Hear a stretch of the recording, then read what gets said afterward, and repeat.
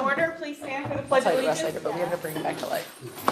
Yeah, it was wild. I pledge Pledge allegiance to the flag of the United States of America and to the republic for which it stands, one nation, under God, indivisible, with liberty and justice for all.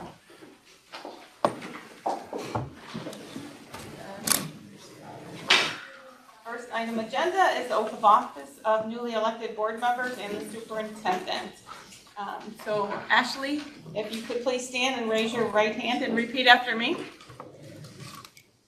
I, Ashley Repzinski, do solemnly swear I, Ashley Rapsinski, do solemnly swear that I will support the Constitution of the United States that I will support the Constitution of the United States and the Constitution of the State of New York, and the Constitution of the State of New York, and that I will faithfully discharge the duties of school board member and that I will faithfully discharge the duties of school board member of the Hamburg Central School District of the Hamburg Central School District Board of Education Board of Education from 7/1/24 to 6/30/27. from 7/1/24 to 6/30/27. Okay, thank you.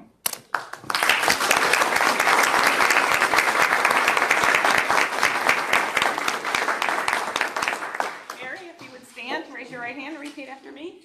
I, Mary Odden, do solemnly swear I, Mary Odden, do solemnly swear that I will support the Constitution of the United States that I will support the Constitution of the United States and the Constitution of the State of New York, and the Constitution of the State of New York, and that I will faithfully discharge the duties of school board member and that I will faithfully discharge the duties of school board member of the Hamburg Central School District Board of Education of the Hamburg Central School District Board of Education from 7/1/24 to 6/30/27. from 7/1/24 to 6/30/27.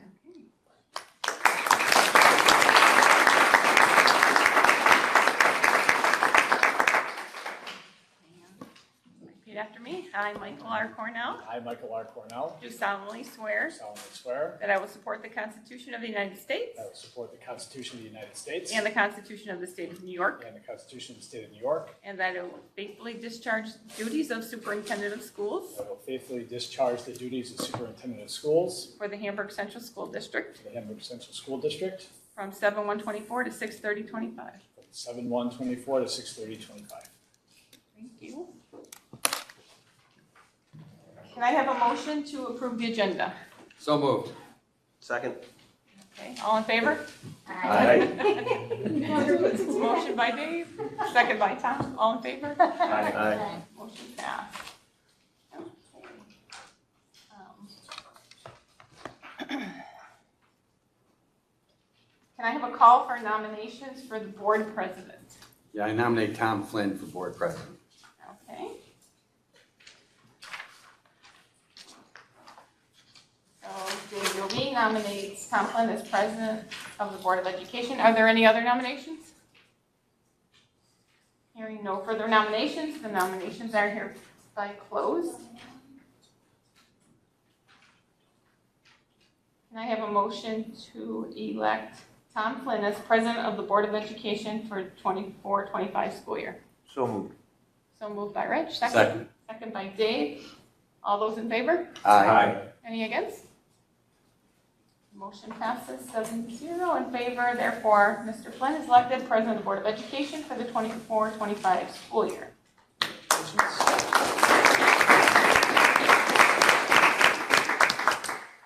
Tom, if you would stand and repeat after me.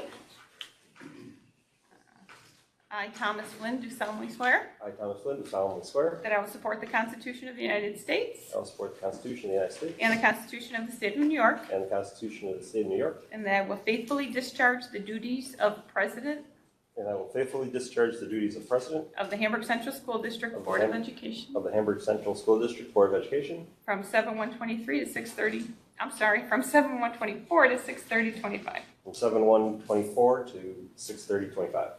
Thank you.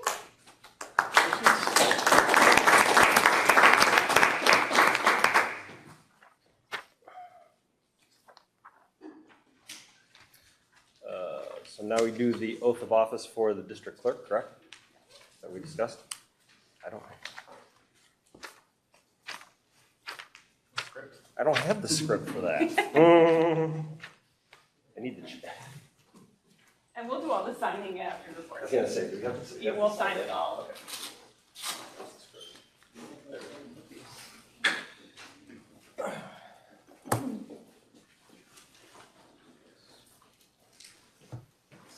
I hope I get your last name right. Youngberg. Young, I, Christine Youngberg, I, Christine Youngberg, do solemnly swear that I will support the Constitution of the United States that I will support the Constitution of the United States and the Constitution of the State of New York, and the Constitution of the State of New York, and I will faithfully discharge the duties of District Clerk and I will faithfully discharge duties of District Clerk of the Hamburg Central School District of the from Hamburg Central School District 7/124 to 6/30/25. from 7/124 to 6/30/25.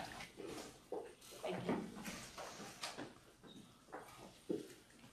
I now open up the nominations for the position of Vice President of the Board of Education. I nominate Cam Hall. Laura Heater nominating Cam Hall. Are there any other nominations at this time? Having none, the nominations are now closed. Can I have a motion to elect Cam Hall as Vice President of the Board of Education for the 24-25 school year? So moved by Rich, Second. second by Dave. All in favor? Aye. Opposed? Item passes. Cameron, if you would Thank you. stand. Yep. I, Cameron Hall, do solemnly swear I, Cameron Hall, do solemnly swear I will support the Constitution of the United States that I will support the Constitution of the United States and the Constitution of the State of New York, and the Constitution of the State of New York, and that I will faithfully discharge the duties of Vice President and that I will faithfully discharge the duties of Vice President of the Hamburg Central School District Board of Education of the Hamburg Central School District Board of Education from 7/124 to 6/30/25. from 7/124 to 6/30/25. Thank you. Thank you.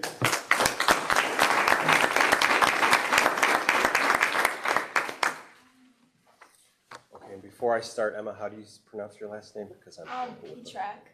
Petrak. Yes. Never have gotten that. So can I have a motion that Emma Petrak be the designated non-voting student representative on the Board of Education for the 2024-25 school year? So moved. So moved by Cam, Second. second by Dave. All in favor? Aye. Opposed? Item passes. Welcome.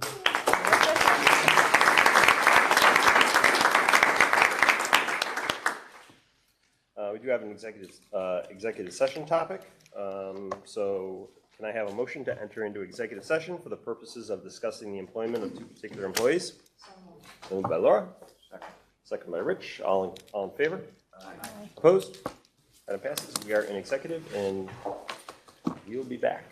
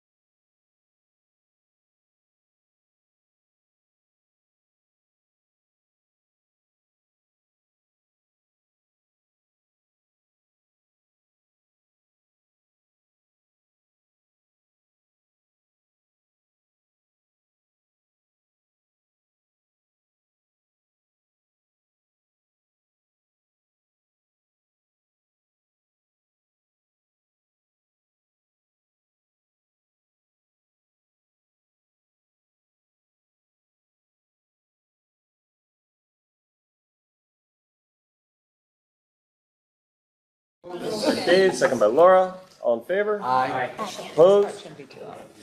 Item passes. We are back in regular session. Lieutenant Cornell has an update to give us. So I have my regular report later on in the meeting where it normally would be. I just want to share some news to the community. Last November, I informed the board that I intended to retire when I became eligible to do so in August of 2025. 2024. After some conversation, I offered to stay until December 31st of 2024 to assist with the proper transition for a new superintendent. So tonight I will submit to the board my letter of retirement effective December 31, 2024. As many of you know, my wife Diana retired this year. She retired a couple of weeks ago, and we always said that we wanted to retire as close together as we could and do it while we still love the work. And so she retired a couple of days ago. You know, while she loved the work and was great at it, she's an amazing teacher, and I'm going to do the same thing, retire while I still love the work, and while I'm still effective and good at it on December 31st of 2024. I'm grateful to the board. 5 of you have been with me the whole time. Robin and Mike are not here, who are also with me the whole time. I'm so grateful for your trust and your confidence and your partnership and your friendship. Congratulations to our new incoming board members. You really are joining a board, a group of people who loves and cares for each other and really does truly love and care for the school district and all of its children. And, you know, this board has done a lot of really good things over the last 9.5 years together because they care about one thing. They're 100% committed to the learning and growth of every child in the school district. And there's been nothing more important than that for these folks. So congratulations on joining a group of people who are truly committed to that. And together we've accomplished a lot. You know, we accomplished everything we set out to do, and then some, because we're purpose-driven. You know, the purpose is always about making sure that every child has a great learning experience every day. It's always about making sure that every child who walks through the door truly feels loved and cared for.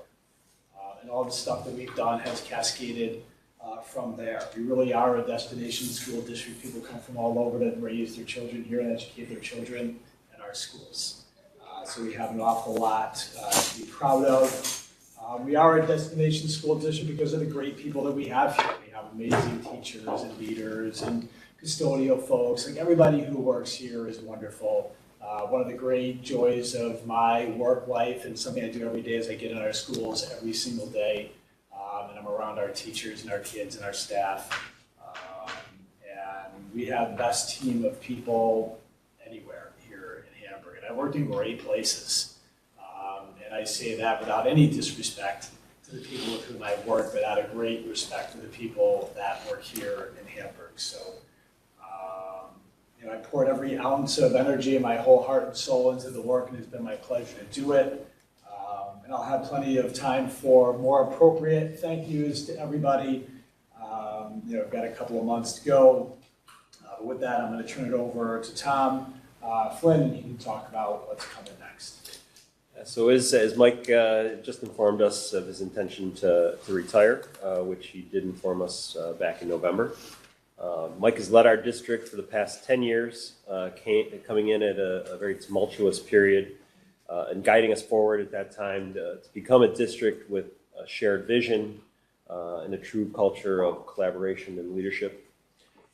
That culture has put us on a path where we've been successful cultivating new leaders, which there are many examples of throughout our district. And this cultivation has led the board to decide that our next superintendent will be Thomas Adams, our middle school principal. The board identified Mr. Adams as someone who has the desire, dedication, and knowledge to become a superintendent. And to that, we had agreed to send him to superintendent training a few years ago. During his principalship tenure, it was also a factor in our decision in approving Mr. Adams as the athletic director over the past year. The role allowed the board to observe how we would manage the additional responsibilities, staff management, time commitments, and the additional contact with students, parents, and coaches. It was also an experience that experience was something that Mr. Adams had expressed a strong interest in. It was a mutual decision to put him in the AD position. I think he understood that also got himself out of the middle school a little bit and some more district experience. With his AD experience and watching him as the middle school principal, we witnessed him fully succeed at all of that. We're extremely fortunate in that we actually have 3 strong candidates within the district, in addition to Tom, with Colleen and Brent. We've partnered with both of them in making this decision, and they are very excited to have the opportunity to work with Mr. Adams in this new capacity. It is not common for a district to have a superintendent's tenure to be 10 years. As Mike said, the average tenure for a superintendent in New York is about 3.2 years. And we've been able to take advantage of the guidance and leadership and develop culture, put our district in position to have a strong succession plan. Through many discussions, the board decided that the most transparent action would be to appoint Mr. Adams without any further search.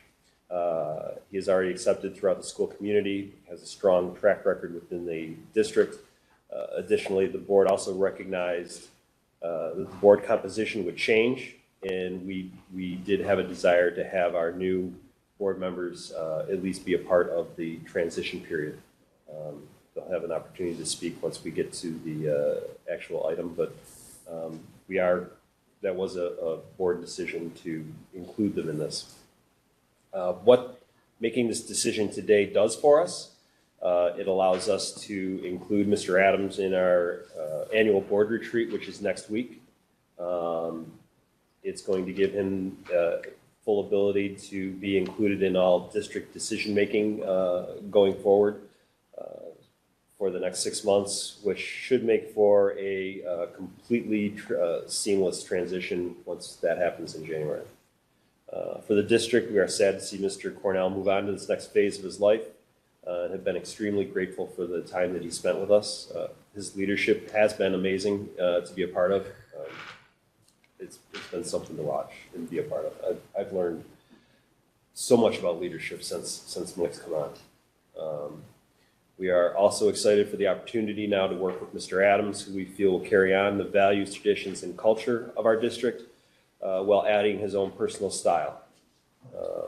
We will be formally approving the new contract for Mr. Adams at the end of this meeting to solidify and welcome into his future role with the district.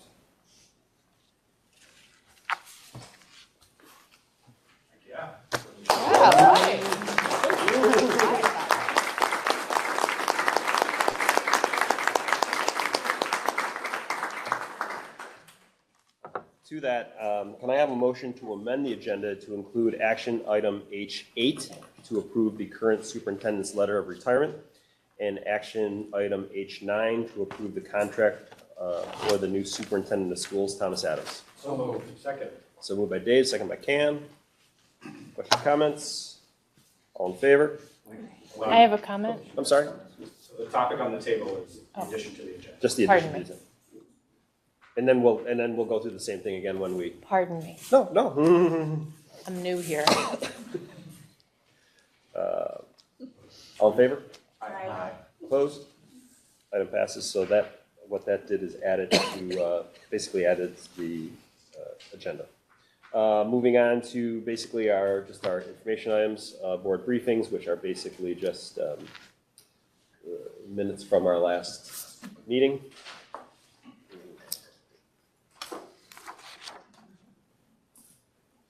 I don't think we have, I think the only real item of information we have is our construction update.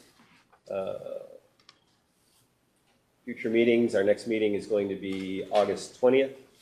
That'll be here.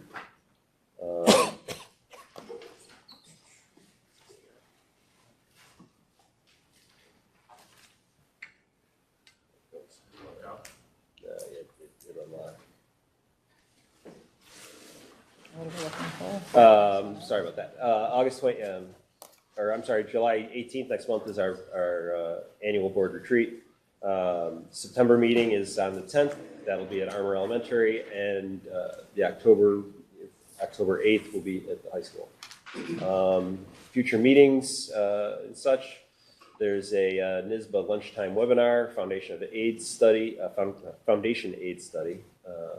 Next Thursday is at 12 to 1:15. I think I'm going to try and figure out how to log in. They're also going to record it so you can see it later. Are they? Yes.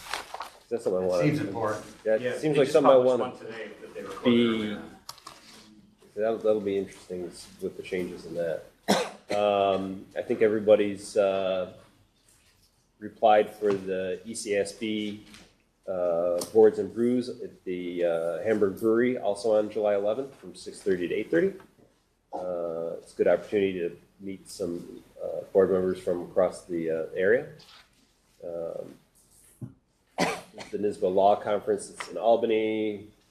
They got a leadership event in Albany.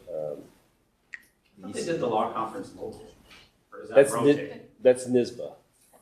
That's the state one. Then the next one, the Erie County one is, August 2nd. let's just get into that, is August 7th, which is in Salvatore. There you go, thank you, sorry. And then the NISBA convention, which is the New York State School Boards Association, it's October 20th through the 22nd in New York City. If anyone's interested in going, let Brandy know. Also for your guys' benefit, they don't have them yet, but they're usually ECSB has a lot of informational programming. They really kind of jam it towards the beginning of the year. They try not to, once we go into January and get into budget session, they tend not to have too many programs after that. Okay. And we'll keep you guys abreast. Those are really good ways to learn about school board work and various topics. Moving on. One other thing to consider, because we're gonna talk committees later with the voting member. Yep. Which was Robin. Yep. Do you have to go to the convention to vote? You do not. No, you can do that It's all remote. remote. Convention is. Oh, you did.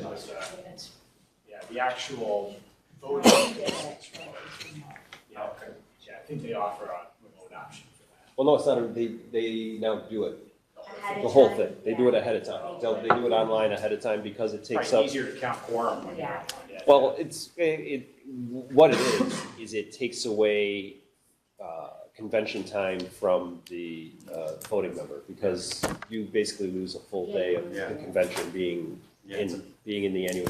It's long. Yeah, Lauren and I sat through one, and it was. I sat through one. Yeah.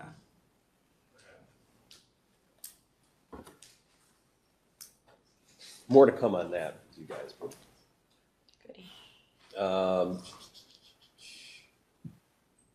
Committee individual reports. We'll just run through this real quick. There's usually not much. Emma, do you have anything from the?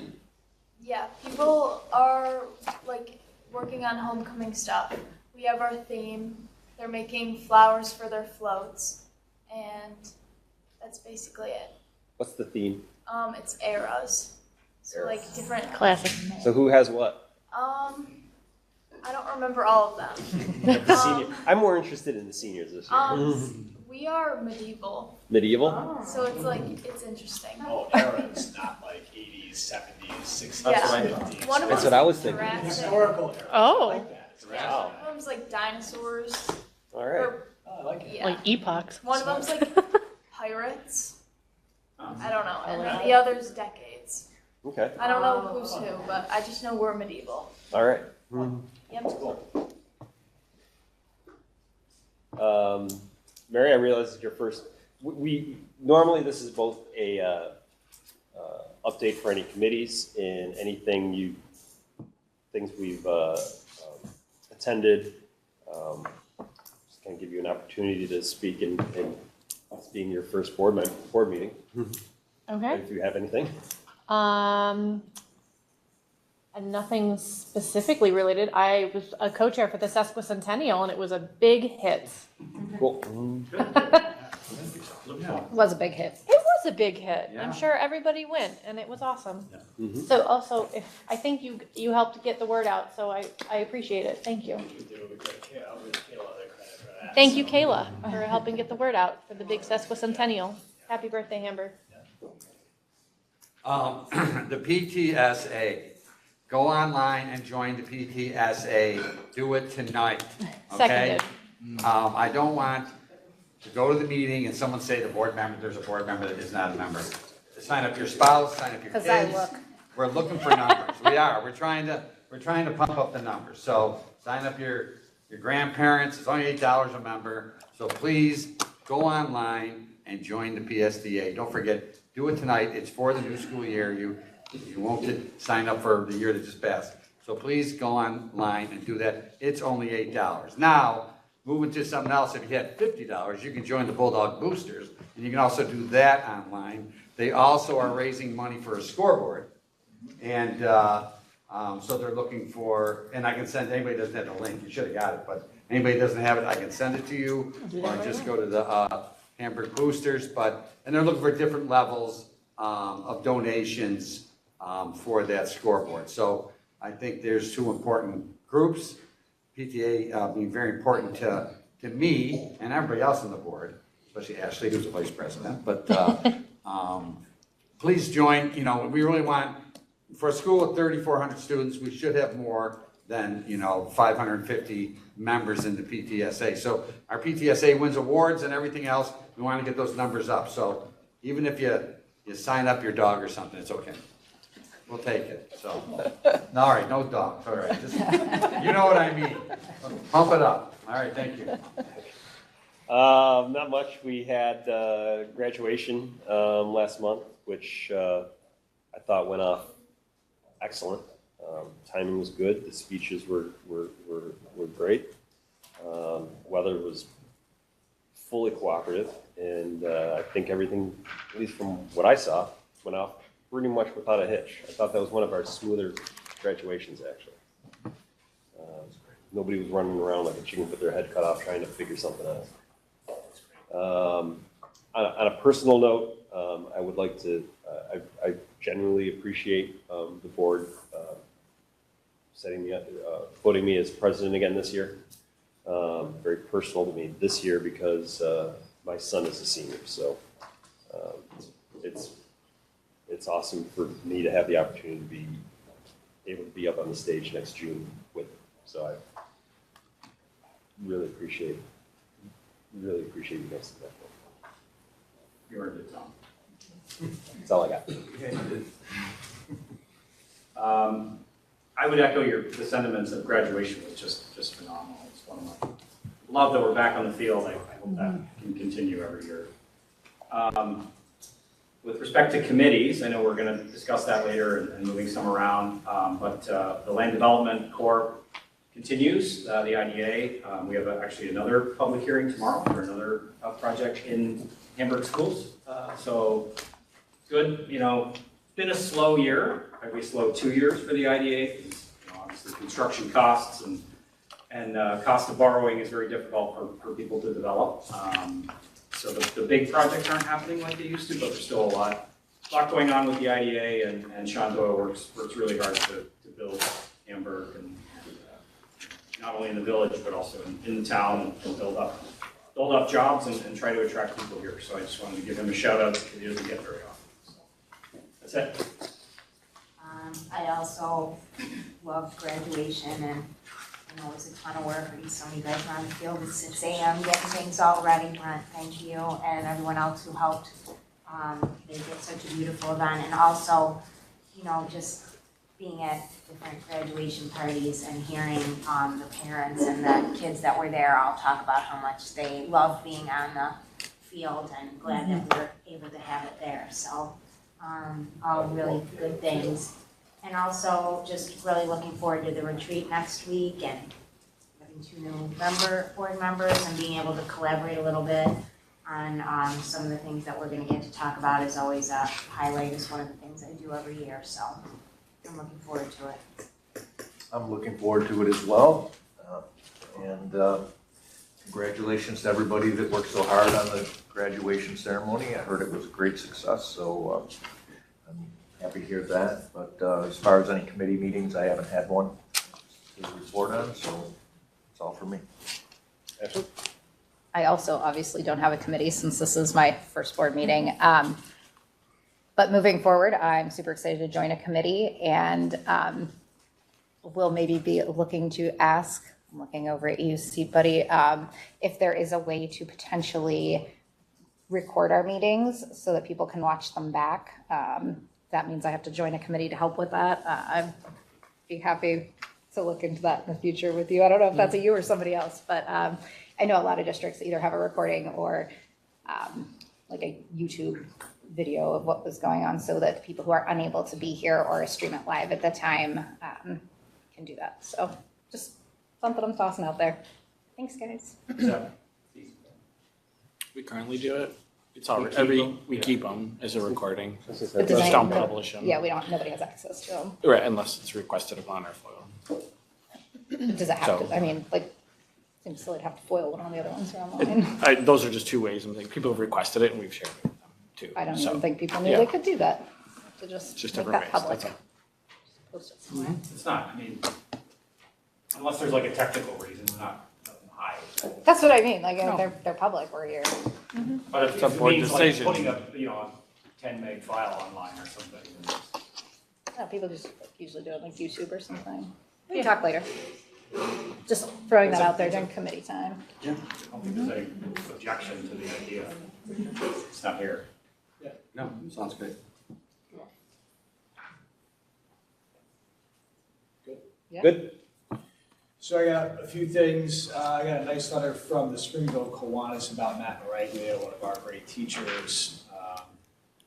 The jazz band participated in the Springville pageant in the band, so I got a nice letter here recognizing Matt's work and thanking the kids for being there and representing the school district so well and adding so much to their event. So thanks to Matt for that. Just to dial back on graduation for a second, the plan is to have it be on the field for, that's the plan. The field is the plan, so that's what it's going to be. After COVID, that was the first time we had on the field. We loved it. We did it again. We had some other hiccups. Then we had the stadium reconstruction. So this was the first of many on the field, the new scoreboard and all that stuff. So that's the plan. Brent, Kyle Holscher, all the B&G guys, John Rose, Molly, Dina Taglia, just to call people out by name. They did amazing work to make sure that graduation was great. You mentioned Foundation Aid. I was at a NISCUS leadership event on Sunday and Monday. We actually had a few hours with the person who is actually doing the Foundation Aid study. He was the director of the Division of Budget. Earlier in his career, he's probably one of two or three of the most knowledgeable people with respect to school finance in the state. He sat in a small group, and I just happened to be in one of the 4 breakout groups, and he sat with us for, a good 40 minutes of our breakout, and he heard directly from superintendents about the things that we think are really important with respect to the Foundation Aid formula, and the ways in which it needs to change to really reflect the needs of the school districts around the state. But it's a big task, and a part of the challenge that this group has is they have to issue the report by December 1st. So it's not a lot of time. It took years to come up with it, if you remember. It was a response to the Committee on Fiscal Equity, the CFE lawsuit that went on for the better part of a decade. And then they took a couple of years to come up with the Foundation Aid formula we currently use. So it was, 10 years in the making. And now the mandate from the governor is to have this institute somehow revise it in a meaningful way for the governor's use by December 1st. Bob Magnet, the guy's name, he basically called the task impossible. That doesn't mean he's not going to do it, but it's an awful lot. There's going to be some listening opportunities around the state. There's one in Buffalo. There will be certain people that are assigned to speak in the region. I don't know, I'd love to get one of those speaking spots and be able to speak on behalf of superintendents in the region.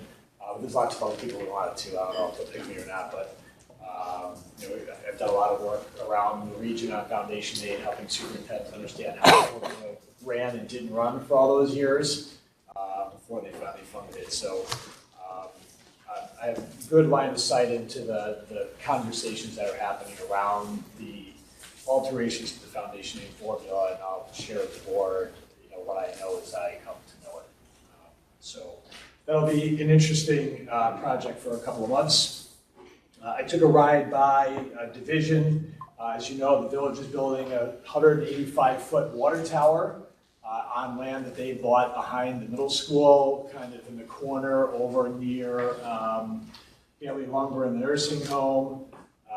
In the interest of being good municipal partners, we work with the village to help them run the lines along the back side where the parking lot is on land that they also own that's not our property.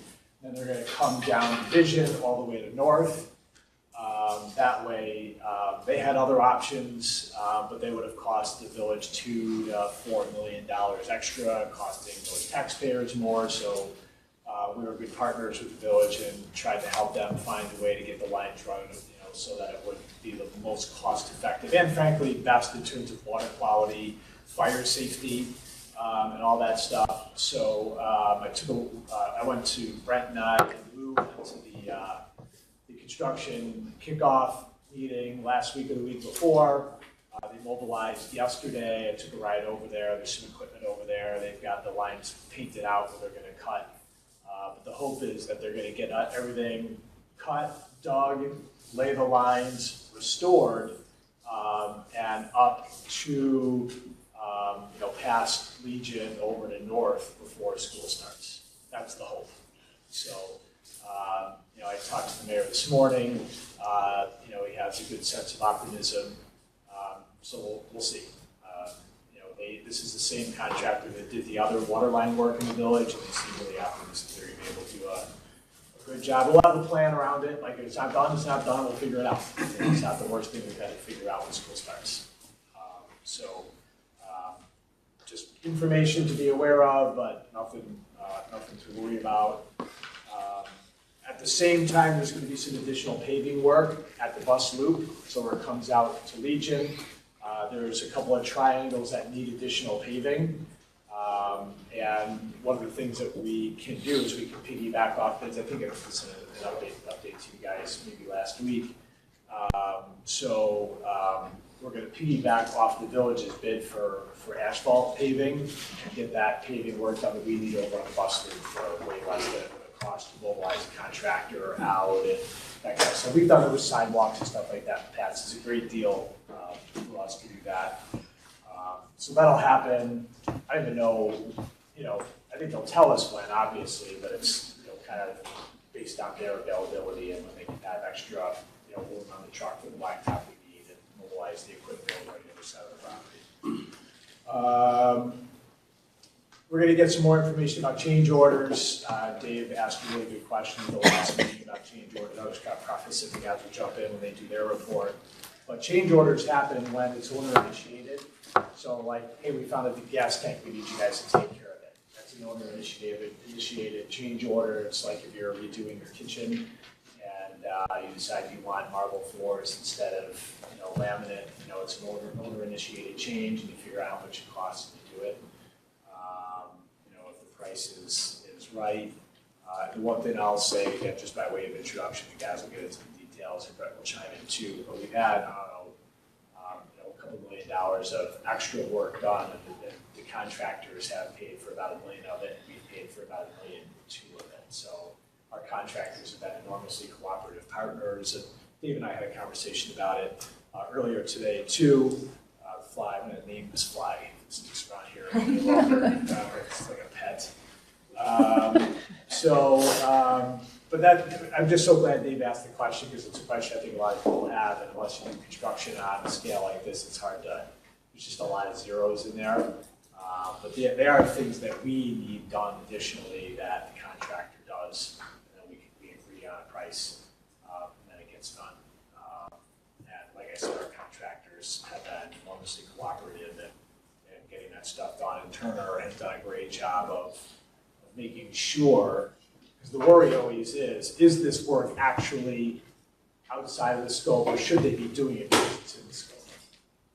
And Turner does a great job of, obviously pre-bid, making sure the scoping documents are rock solid, and then after the fact, making sure that there is nothing that we're paying extra for that's actually a part of the scope. If you remember, before I got here, we used to use a clerk of works, and that was always somewhat of an open question. Now that we've had Turner since 2016, he's no longer an open question. So, but I just want to address that. The guys will jump into it, but it's a great question you've asked, so I want to make sure that I address that just a little bit. So last thing I'll talk about is APPR, Annual Professional Performance Review. You might remember that was imposed upon us by Governor Cuomo in like 2011 or 12. It was a terrible idea then. I said that very publicly at that time. It's always been a terrible idea, and it's finally come to an end. The legislature passed the legislation, the governor signed it. The State Education Department put a guidance document out that basically gives us a ton of flexibility in terms of how and when we change. I think it's got to be negotiated with the teachers union, which we have a wonderful relationship with the teachers union. So I'm looking forward to having a conversation with the teachers union about the alterations we make to the APPR.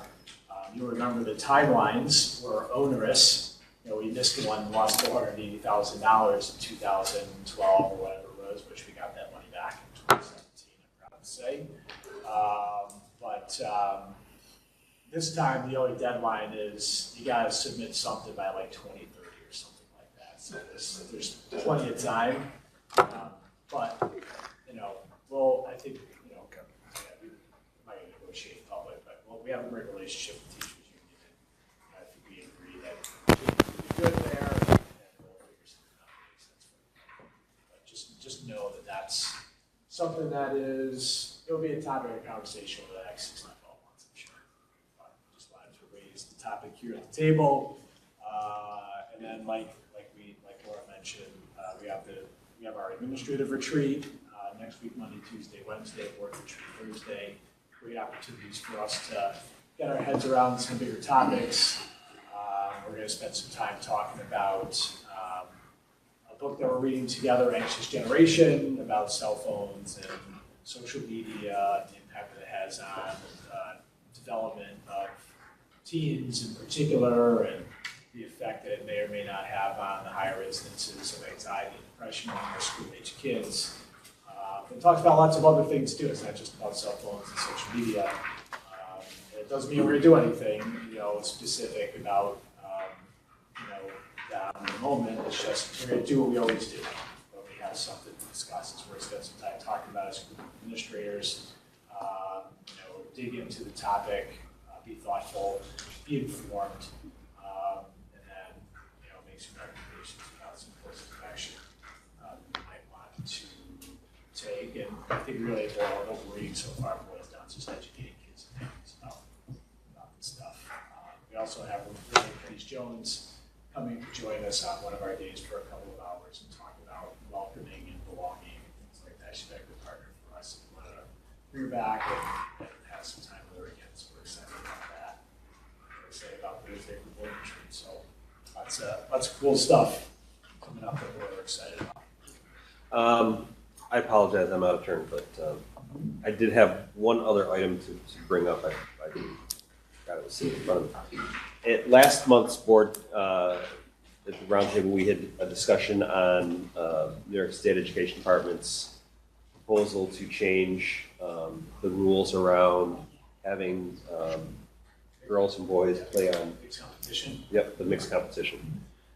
Which basically, to remind everybody, really was going to force all districts to force mixed competition upon all districts. Basically meaning like if a boy wanted to play on flag football, we've got to let him play on flag football.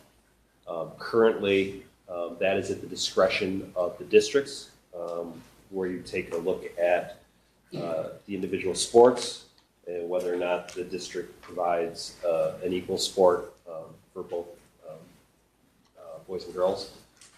For example, soccer, boys soccer, girls soccer. Ones that there's not, such as field hockey, flag football, that type of thing. There was a lot of discussion at the table that we feel, the board feels that the current regulation should basically stay in place, that it should be at the district level discretion, not at They're not mandated by the state, and that this is something that could potentially harm some of the girls' sports if you get a bunch of boys that also we want to take it over. And we want to be able to have that discretion as to how we do that. To that end, we did have a letter drafted to go to SED that I will distribute to everybody. And if anybody has a real issue with it, like I said, this isn't really an official action other than just supporting the district supporting the current regulations. So I'll get that out to everybody. Yeah, I mean, I haven't read the letter to know whether I would suggest any edits to it, but Right.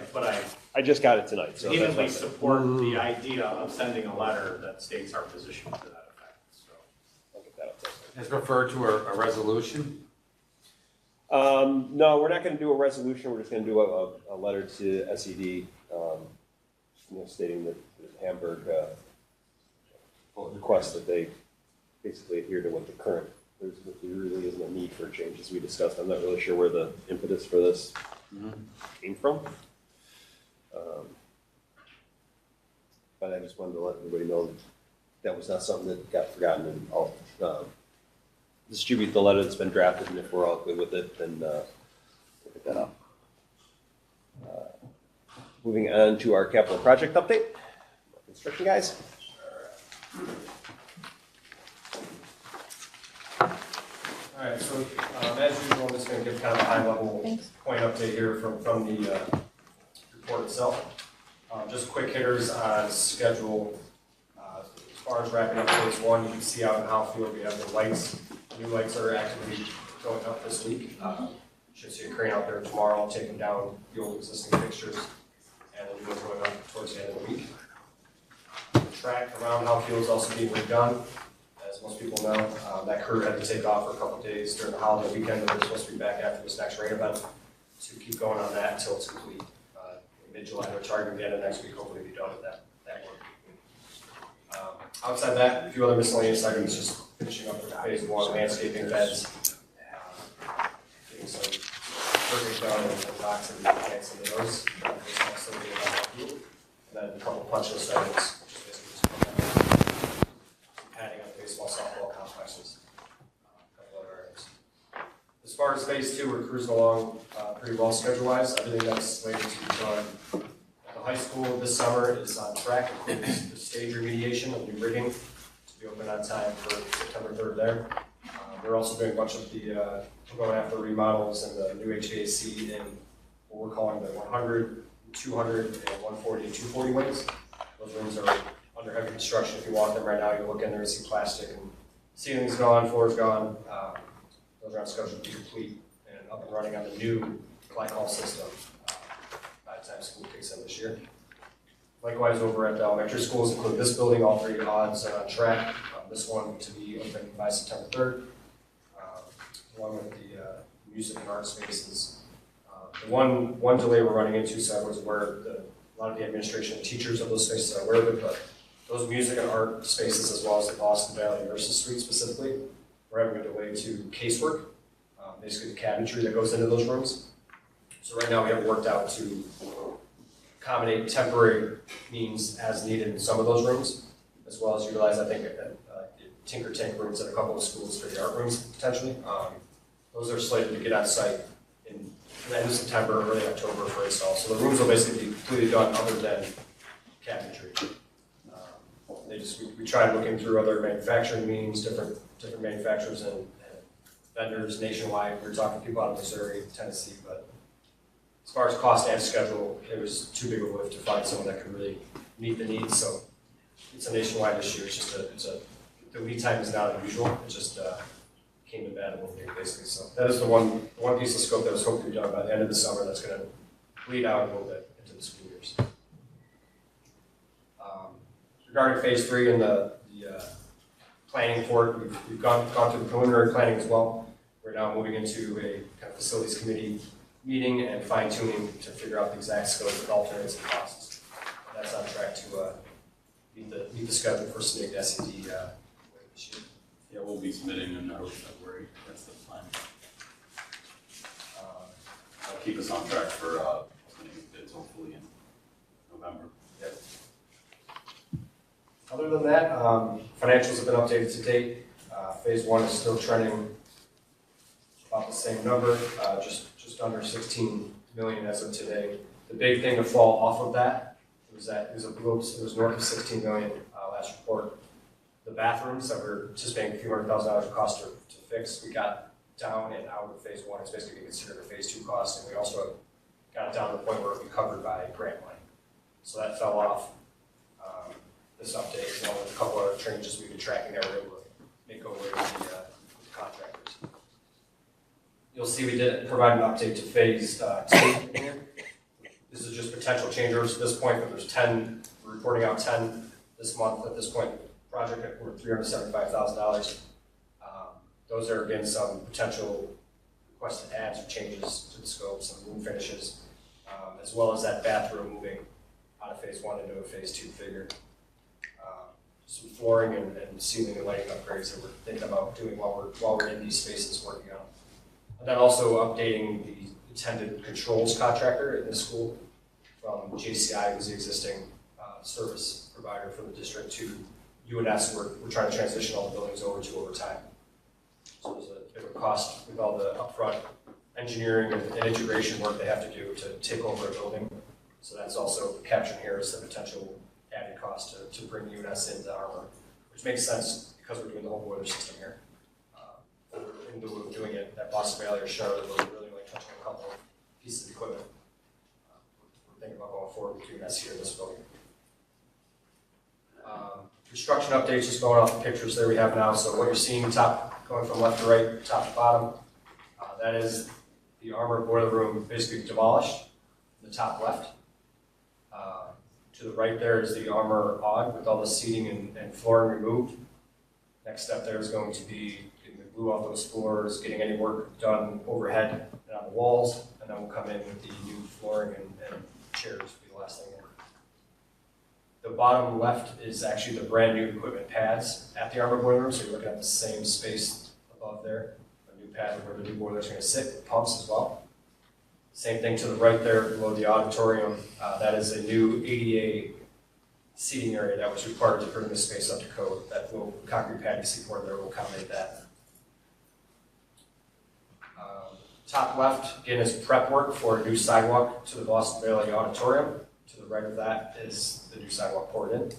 We'll utilize that as a nice clean means of ingress and egress while What was we're there doing before? that auditorium as well. What was there before? Grass, Nothing. Nothing. Okay, I thought so. There's always been like a step down in that auditorium that no one's been able to really access, so now we're able to get things in and out, plus people can more effectively egress, so that was part of the design. Great. Yeah, a little bit of site work there that's pretty much extended on this phase 2 of the project. Down below that, that is high school interior work. I believe you're looking at rooms 151, 153, at the end of what we call the B wing here. Some of the old labs. That's getting pretty much gutted and redone completely up above with new rooftop units for heating and cooling. These are 2 of the spaces we're considering as part of that added potential change order cost. Maybe redoing the flooring and freshening up the walls. So they're outdated and fairly rough shape, so while we're in those spaces, we may have to add that to the project scope.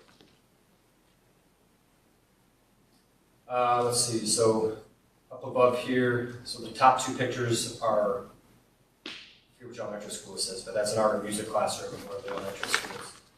The ceilings down, all the electrical demoed out from above. There'll be new drop ceilings, new lighting, new flooring, new finishes on the walls in these rooms, along with the cabinetry that will be coming on in late. That's Armor. That little store from the left. And then likewise down below, same type of pictures, just demolition work ongoing in the elementary school art music rooms. The ceilings down,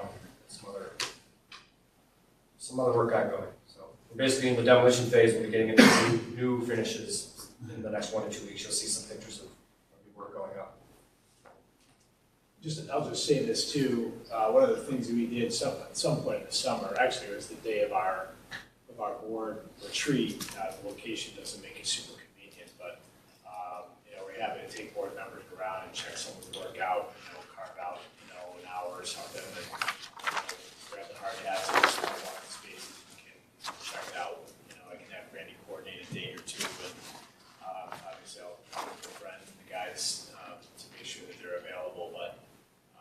that was, it's informative, it's interesting, it's kind of fun to kind of see it when it's mid-construction and then go back in the fall when it's done and it looks beautiful. So, that before and after opportunity, I think is good. And, people ask you if you're in the driveway, what the heck's going on over there, and, how does it look, and, why are you doing it, to actually be in the space, helps people understand, what people are doing. So, I'll bring you guys after we get some dates with the team, and, we'll go take a walk. Just to wrap up the photos, these last four are all the high school stage projects that got added in here. So looking up above there is no more lighting, or rigging, or poles, or anything temporary up there. That's all been taken down. They have demolished large portions of CMU walls and up by the roof there to add. We had to add a whole bunch of extra stuff on steel. So that demolition is all complete, along with the lead abatement required to add new steel, welding new steel to the existing steel to bring it up to code. So again, that space is probably one of the biggest lifts of this first summer. And it's on track right now. The new steel is going to be going up this week to start. Probably 2 or 3 weeks on that, and then we're bringing in the rigging guys to get the whole rigging system going up. This is just a summary of kind of what I went over with the schedule already. So phase 1, just wrapping things up the next month, basically doing some of the stuff we added, like the lights, and then having to resurface the track. Getting a final cost report wrapped up in July in terms of the financial numbers. That'll be submitted prior to the deadline in December of 2024. In phase 2, you can see some of the deadlines already talked through. One thing I failed to mention out here is we are also tackling a data and IT upgrade at the high school as well at the same time this first summer, which was intended to be a second summer job, but we were able to secure up manpower from the electricians to go after it this year. So that's another. You see a lot of ceilings down in corridors, miscellaneous areas, and random rooms. That's probably what's happening there. Is they're pulling back basically all the Ethernet Cat6 cabling in the whole building and running it out to new data closets, if you will, for all the equipment that the district has purchased. And why that'll be helpful is because of our small schools project, which is already down at SED. So we're able to expedite the process. And if you have any more questions, I'm sure Frank can elaborate further on exactly what's happening, or we can as well. But actually ties in really nicely with the schedule. So this is some of the deadlines there, end of this year. Then likewise, the project finishing up in the summer of 25. We added to this board report to phase 3, just so I could see the timeline of how things develop as you move through these capital projects through the phases. So there's full transparency on what's going on in the background in terms of developing phase 3 there, as well as just a far out look ahead to planning potentially the next referendum, which would involve a potential pool as a tenant for those school original. Relative to the change order conversation, I don't know if anybody wants to ask pointed questions or not, but just some overview, more information to get into on this. There's multiple types of changes, right? Mike alluded to some of the order requests and things that happen. When we look at a project holistically, and it depends on the scope, but site work specific, we tend to move towards a higher volume of unforeseen just because you don't know what's under the ground. So we generally go into projects figuring between 3 to 5% contingency, which is basically just planning for stuff you can't control and changes to occur. So with site work, we usually plan basically 3% unforeseens, we call it. And then like 1% owner requests, 1% errors and omissions, just something that you couldn't have seen and planned for ahead of time. But contextually, it's something that there's just no oversight, whether it's by a contractor or designer or construction manager or so generally we go in, like we did with phase 1, at 5%. That's why if you look at the report, you'll see that for $11.4 million in base construction roughly, there was about $570,000 in planned contingency. The math on that is 5%. The reason why phase 1 got a rise because the unforeseens with the tank and the undercutting we had to do basically ate that up right off the hop. That's why you saw that go upwards towards about 10% changes in total in terms of what's been executed so far. Generally, process-wise, so we go through bi-weekly meetings with the district representation. In this case, it was Steve while he was here and Brett for the most part. We talk about any potential changes that are coming.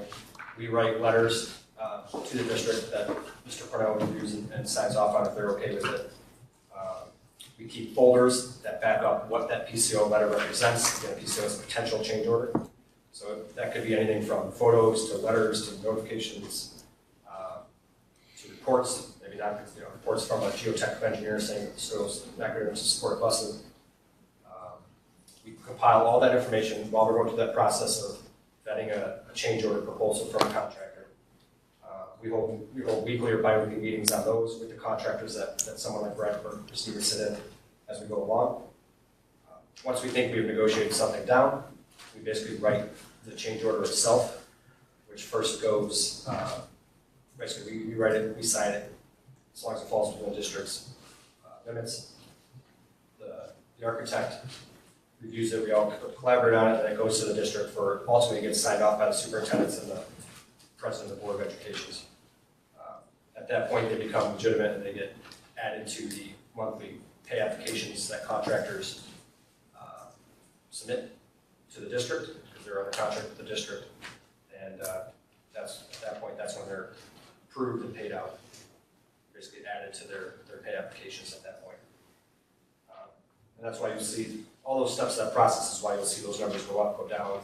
They may not be, they may be potential changes, they may be pending approval, they may be approved. That's why that money's always shifting around. And then part of what happens on the architectural side is we actually have to coordinate with OFP and SED to make sure that they stay below $35,000 and they are within the scope. And that's all part of the resolution for every capital project. So we essentially need to almost get pre-approval from SED on certain items. Specifically, when you saw that $600,000 change order for the fuel tanks, we can't just send that down without actually making sure we're following all our mandated state regulations and codes. So there is a lot of, it seems like red tape, but at the end of the day, we go through the process, and that process does take time. So if there are any other questions about how that works as well, I'd be more than happy to answer it. What was the change order amount that you were allowed to work with? Wasn't there a maximum or something like that? So SED has to approve anything over $35,000. It's a whole different set of rules around a change order that's greater than $35,000. All the change orders we put through here, like, I sign them, Tom signs them, so there's full transparency on anything that we have to change. And then there's, like the guy said, there's all kinds of documentation to support it. And frankly, that's what has to be done in order for those extra costs to be needed as well. So there's no shortage of documentation required by SED to make sure that they're going to give the aid. So there's a ton of work that these guys have to do within that whole kind of change order management process before it even comes to me. And I sit in all of our contractor meetings. I sit in every one of them so that I'm aware of what's going on every step of the way. And obviously, I talk to Brent and Christine all the time about stuff as it comes up, and I talk to the guys, and I try to get out with my eyes on the work too, so that I actually know what's happening. I was over here at Armor last week, Wednesday, whatever it was, and they were tearing the rooms up, the art room, the music room. So, that way I have actual line of sight into it, as, along with what I see in the documentation, the conversations I have with meetings. So, $35,000 is that upper limit, but you guys came off. Great, any other questions around? On the financials to date, phase 4, pool hold, right? We're holding out on the pool, $5 million. Yeah, I wanted to represent that so that the context of the overall referendum, $68.5 million that we have to work with, wasn't lost on why phase 3 is what it is, the value left. So that $5 million hold was, I figured it was worth adding to show why we're at the value we are for what's remaining for the phase 3. And what caused that? What caused the hold? That was just a promise I think we made back a few months ago when the decision was made to nix the pool. I think Mike, you had spoken to it. I think Mike, Yeah, I understand. Just help me with the hierarchy here. You have Turner, and then you have Zolads. There's many different subcontractors, correct? So we're not actually a construction manager. Right. Contractors are all under contract with the district directly. So we're sort of just a third-party manager of the contractors that are working working directly with, under the district's contract tech. If you remember, we had a clerk of the works, Dave, remember Right. back in the day. There are lots of difficulties, and no disrespect to the person who did the work, but just having one clerk of the work try to pay attention to what's happening with a 68 or an 11 or a $35 million project is just not possible. So we brought Turner in 2016, if you remember, to try the model out, try Turner out in particular, and see if that gave us a different level of sophistication in terms of managing the project, managing a change order process, making sure that the jobs were actually stacked out properly, so you're getting what we were paying for, and then making sure that when the guys said they're done, they're really done. You know, that we go through the fine tooth comb and make sure that the work that they said they were getting done, the work that was promised is actually done. So Turner is our eyes and ears, along with Lou, and making sure that everything that is supposed to be happening is actually happening. And then we hire, you know, we put the work out to bid, or we use Gordian to bring in contractors, and we contract directly with those folks. But if there's a change order or some negotiating to be done between the district and one of our contractors, Turner does some of that negotiating on our behalf, because they're the skilled eyes and ears, and they know, you know, if somebody's trying to pass something off that's not a legitimate consideration because this is what they do for a living, they negotiate on our behalf, obviously keeping us in the loop the whole way. But, you know, a lot of it, you know, 95% of the interactions that we have with our contractors are great people doing great work because they care about us and they care about their work. They're honorable people. We've had great luck with contractors over the years. You know, it's only a small part of the interactions that result in change orders and negotiations and some of that other stuff. Yeah, that's well said. We utilize, when a change order comes up, we lean on we have an estimation partner that's global, not only national, around America, but global. We have the contractor's own unit rates and schedule managers that they provided. So that's where, you know, our insight comes in to help negotiate these things down. We use all the resources we have to try to weed into any changes that are proposed and get it down to fair value for the owner. So what happened was the school put out quotes for excavating for different items, and they came in a lot higher than expected. We put out bids. The context of phase Bids, one. yeah. Yes, we went out, so they went out for a prime, what we call prime site contractor, right? We did all the site work Right. recently. Also went out to, they hired a turf to do the track, or do the fields, excuse me.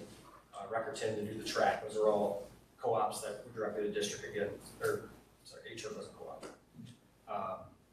We scoped the track under so wet site contract.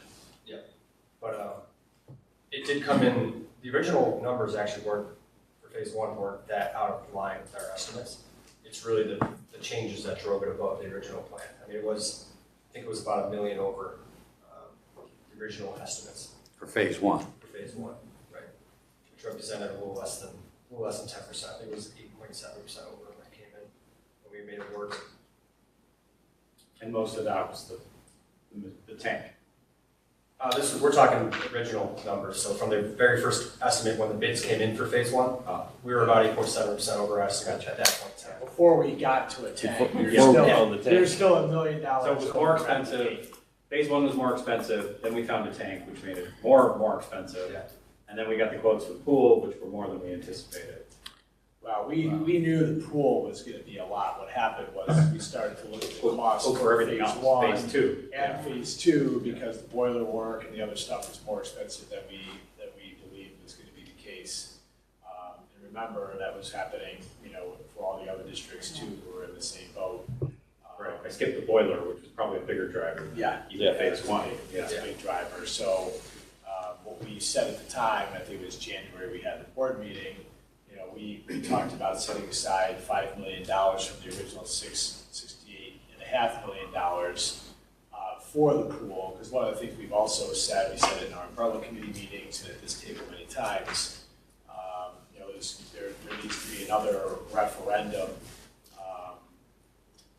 And I think we've scheduled March, you know, sometime in 26, another $40 or so million to finish up the $120 million that we knew we needed to do according related to our building condition survey and the things that we knew we needed to include from what we asked the staff. So when we go back out for the other referendum in a couple of years, we'll still have about $5 million for the pool. We'll use some more of that money that we go out for the rest of the pool and then finish some of the rest of the work. That big picture, we've always known that there's a ton of work that needs to be done in the school district. And a lot of it is health and safety. I mean, those pools are health and safety items. It's not a convenience item. So that was the kind of big picture of how we've approached that to your question. Will there be money left over that the voters approved? That's the $5 million. So we'll have $5 million left over that the voters approved that What are we doing? That we can use for the pool. that we can use for the pool, because that's in the scope of the capital So project. what we'll do when we go out for another referendum is you scope the referendum and you would include in the referendum language that would include a pool and all the other things that the board at that time decides should be included in that referendum that would go out to the voters. But we will not have borrowed that $5 million. We will have had the authorization to do it, but we won't do it. Right, correct. We won't. Until- Right. So we'll exercise that authorization later on. Right.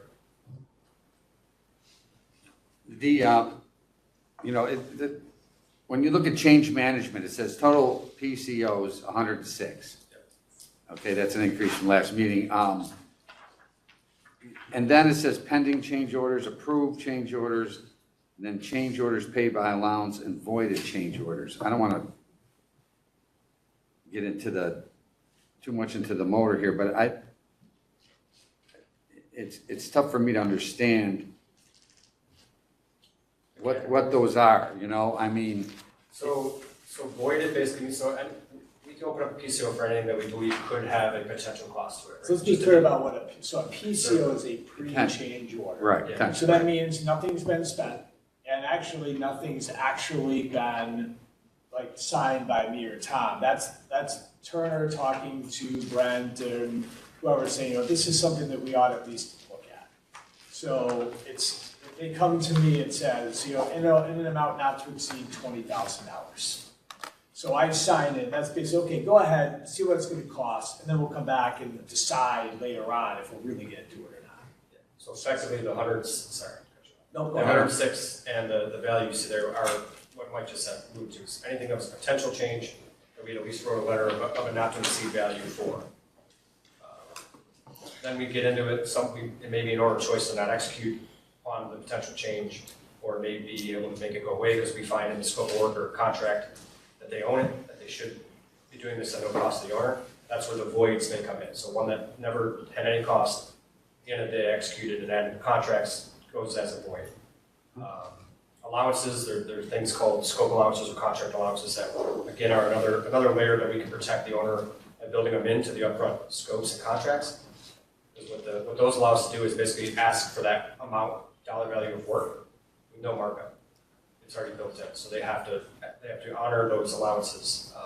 An Not example putting of their own that profit on it. would be plaster allowances for the auditorium. There's a lot of plaster there. There's gonna be some patching that has to get done. So what happens is, as the designer and the architect, I talk with the construction management team here in Sean, and we figure out, let's say, 100 square feet of scope plaster repair allowance, and they'll build that into the schedule of values, which essentially is a list of itemized quantities and their values in the payment applications, which then can get applied later on through the change order. So the PCO might be opened up, but it might never be actually executed because we were able to pay that elsewhere.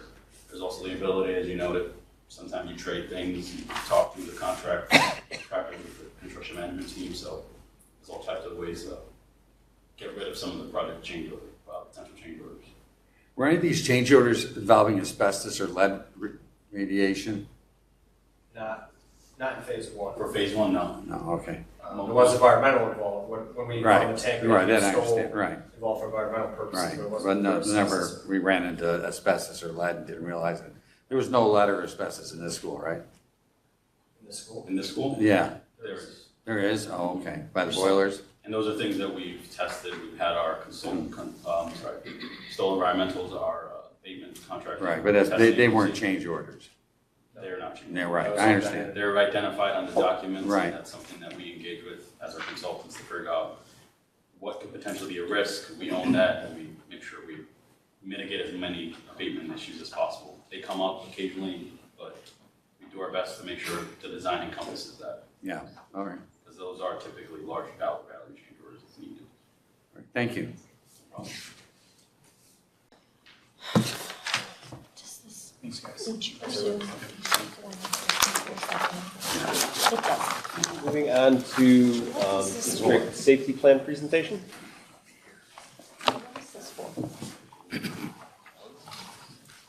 Good evening. Thank you for having me again this year.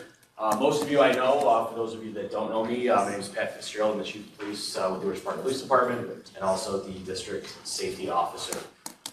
Most of you sat through this last year and the year before and the year before that. And it's hard to believe that it's been another year since we did this. But we are looking at the 2024-2025 District Safety Plan, and this is the public hearing for that. Our purpose for our District Safety Plan is ultimately involving our District Safety Committee. The District Safety Committee is responsible for reviewing and revising our District Safety Plan to make sure we provide the most safe environment in our buildings and on our campuses for all of our students, staff, community members, and visitors. The District Safety Plan is composed of 6 sections. They're listed up there, and also 2 appendices. And if you remember last year's public presentation, you know that last year we added Appendix A and Appendix B as requirements of SED to make sure that we had continuity of operations for any sort of public health emergency, but also a remote learning plan. So whether it was a public health emergency like we saw a few years ago, or a fire in a school where we had to shut that building down, we still had the ability to provide education to our students by having a predetermined remote learning plan. The District Safety Committee is made up of a variety of stakeholders, many members of our community, emergency services. You can see up there Fisher Bus Service, being a member of our District Safety Committee for many years now, representatives from our PTSA, ultimately everybody coming together to formulate plans, to have discussions, to disseminate information, making sure that we are keeping, as I started off by saying, our buildings as safe as possible. We're going to focus this year's presentation on a couple different areas. This first one here are preventative student programs, indicating in our plan a variety of programs here in the district. I'm not going to read them all, but a couple that I want to highlight. If you look at number 6, Stop the Bleed training, and number 5, mental health training. Mental health first aid introduced here in the district several years ago, something that we take a lot of pride in, but also Stop the Bleed training. We are and we're one of the first school districts in Western New York to not only provide the training to all of our staff members, to continue to provide that training to staff members, but ultimately to have the equipment in all of our classrooms and all of our offices in every single one of our buildings. If you look at Section 2, our focus on Section 2 are our drills. We will continue for this upcoming school year to require 1 early dismissal drill. That aligns with SED's requirements.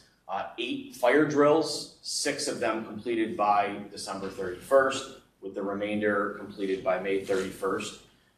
8 shelter-in-place drills. What we find, and we've talked about this now for years, is that our shelter-in-place drills occur throughout the course of the school year. And come the end of the year, we find that we really aren't necessarily running drills for shelter-in-place. They're just using shelter-in-place to handle incidents within the buildings, and they're just naturally occurring. Requirement from New York State continuing with 4 lockdown drills.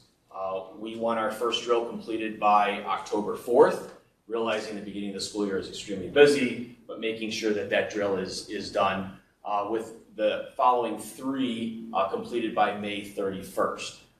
And actually that typo right there should be January 31st of 25, so you don't get confused. Our focus And we talked about this the last couple of years. Our focus is to front load our drills, to make sure that we're doing our drills to gain the most, benefit out of those drills. Taking a bulk of drills and doing them the last 3 weeks of the school year might check a bunch of boxes, but doesn't necessarily do any good for us or the students. So making sure that we're pushing those drills as close as we can to the beginning of the school year. Continuing on with drills, requiring one evacuation relocation drill per building. Every single one of our buildings has designated relocation sites. So that refresher training is extremely important, realizing that for a variety of reasons, we may have to empty a building and not be able to return to that building. Instead, moving on to our relocation site. So really good practice, instilling a lot of confidence, not just on the part of staff, but of the students that are in the building. 3 bus emergency drills. So once again, partnering with Fisher Bus Service and providing that education and those drills to the students that are on the buses, and including students that are walkers. Knowing that there could be a time where we put students on buses, we want to make sure that they know what to do and acclimate to those school buses to be as safe as possible. And our focus this year for a potential district disaster site would be the Buffalo Bills Fieldhouse. So a large venue that we know we can transport our students to should the need exist to empty either several or all of our buildings because of some type of emergency or natural disaster. We've got a bunch of proposed changes. SED is scheduled to vote on these changes at the end of this month. These changes are being introduced into our district safety plan with the belief that almost guaranteed to have these voted in by SED in a matter of a couple weeks. So SED is now requiring the use of trauma-informed and trauma-informed drills, terminologies be added to our plans. Ultimately, it identifies what those definitions are. You can see them up on the screen, but making sure that those definitions and that language are part of our plans for our drills. Might be just worth noting for a minute, just having just a little bit of line of sight into the considerations. You know how first aid and the stuff that we do proactively, gives us a leg up in terms of being able to provide that trauma-informed drill execution. Having every one of our adults attuned to the signs of mental or emotional distress helps us pay attention to our kids after a lockdown drill or a shelter in place or something like that, and have a level of understanding about how they might be feeling as a result of that experience, especially for our youngest learners. So, something I think for some districts who might not have this already kind of built into their structure, it might be a heavier lift. I think for us, it's obviously something we're going to pay attention to, but it's something that we have, I think, an opportunity to have it be a lighter lift for us because of some of the structures we have in place already. And in addition, the amount of training, the level of training that staff are provided with, and their understanding and conceptualization of the drills allow them to be able to provide that level of education to students before we even launch that first drill. So they know what they're getting into, they know why we're doing it, they have an understanding before that first drill, especially in the case of a lockdown drill, even occurs. This is maybe new language that's entering into our district safety plan, but in no way is it new to our district. It's something that we've been doing all along. District-wide safety plans have some changes that are required, both district-wide and school building-wide. The requirement to now reference bus drivers and school bus monitors and include them on the district safety team is an SED requirement. Fisher Bus has been a participant and included in our district safety team for as long as I can remember. New York State is now requiring it. This is an easy lift for us because it's something that we already do. Where applicable, required district-wide school safety plans include information regarding school or district-level behavioral assessment teams and threat assessment teams. Those threat assessment teams, that language has already been in there. This is something that we've been doing here in this district for years. That language has been included. It's now a requirement of New York State, but once again, an easy lift for us. Procedures are now required to be indicated in a plan. for notification of parents or persons in parental relation regarding drills. As a district, we communicate with parents all the time regarding our drills and what we're going to be doing. That communication is meant to notify parents that we will be having students participate in drills, not have necessary communication at the time of the drill, or identifying when those drills are going to take place. So no part of this is meant to take away from the benefit of running the drills. So not necessarily including artificiality. There's a variety of these requirements that we are hopeful New York State will provide some better direction on as far as what they're looking for, so that we can kind of be on the same page as every other district across the state. There's still a lot of questions on how some of these are going to be rolled out. We're hoping that comes on the 27th when SED ultimately votes these into place. Last one on this one is identifying the district's policy for communicating potentially violent incidents to students. To include that in the safety plan is one thing, but then comes the question of what are you looking for? How are you looking for that to take place? And we're hoping that guidance once again comes out on the 27th when this is voted on. SED is going to be voting on these changes here. You can see them listed 1 through 5. Ultimately, drills and trainings be conducted in a trauma-informed, developmentally and age-appropriate manner. Making sure that drills and training do not include props, actors, simulations, or other tactics intended to mimic a school shooting, incident, or violence, or other type of emergency. So, once again, it's language that's going to be into our district safety plan, but it really doesn't have much effect on us because none of our trainings or drills ever got to this extent right here. Stories of districts throughout the state that have run into some issues, and it's never anything that we've had to really worry about because it's not part of our plan. It's nothing that we would already do. Students and staff be informed when a school is conducting a drill, looking for some guidance as to what that's going to look like and what the intention there is. Number 4, occur after annual training of emergencies procedures. So New York State requires that all school staff be trained in emergency response plans by September 15th of every school year, making sure that the drills are occurring after that training takes place. So it certainly falls in line with our timeline of drills.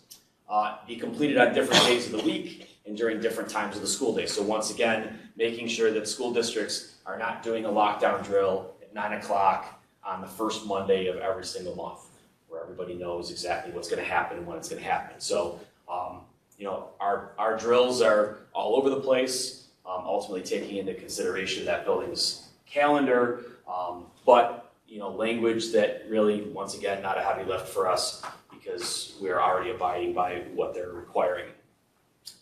Identifying the district's policy for communicating potentially violent incidents to parents. Falls in line with the previous slide, not just for district-wide safety plans, but also the building safety plans. And what does that look like, and what's the direction that's going to come along when this is going to be voted in on the 27th? Provide requirements for schools that opt to participate in full-scale exercises.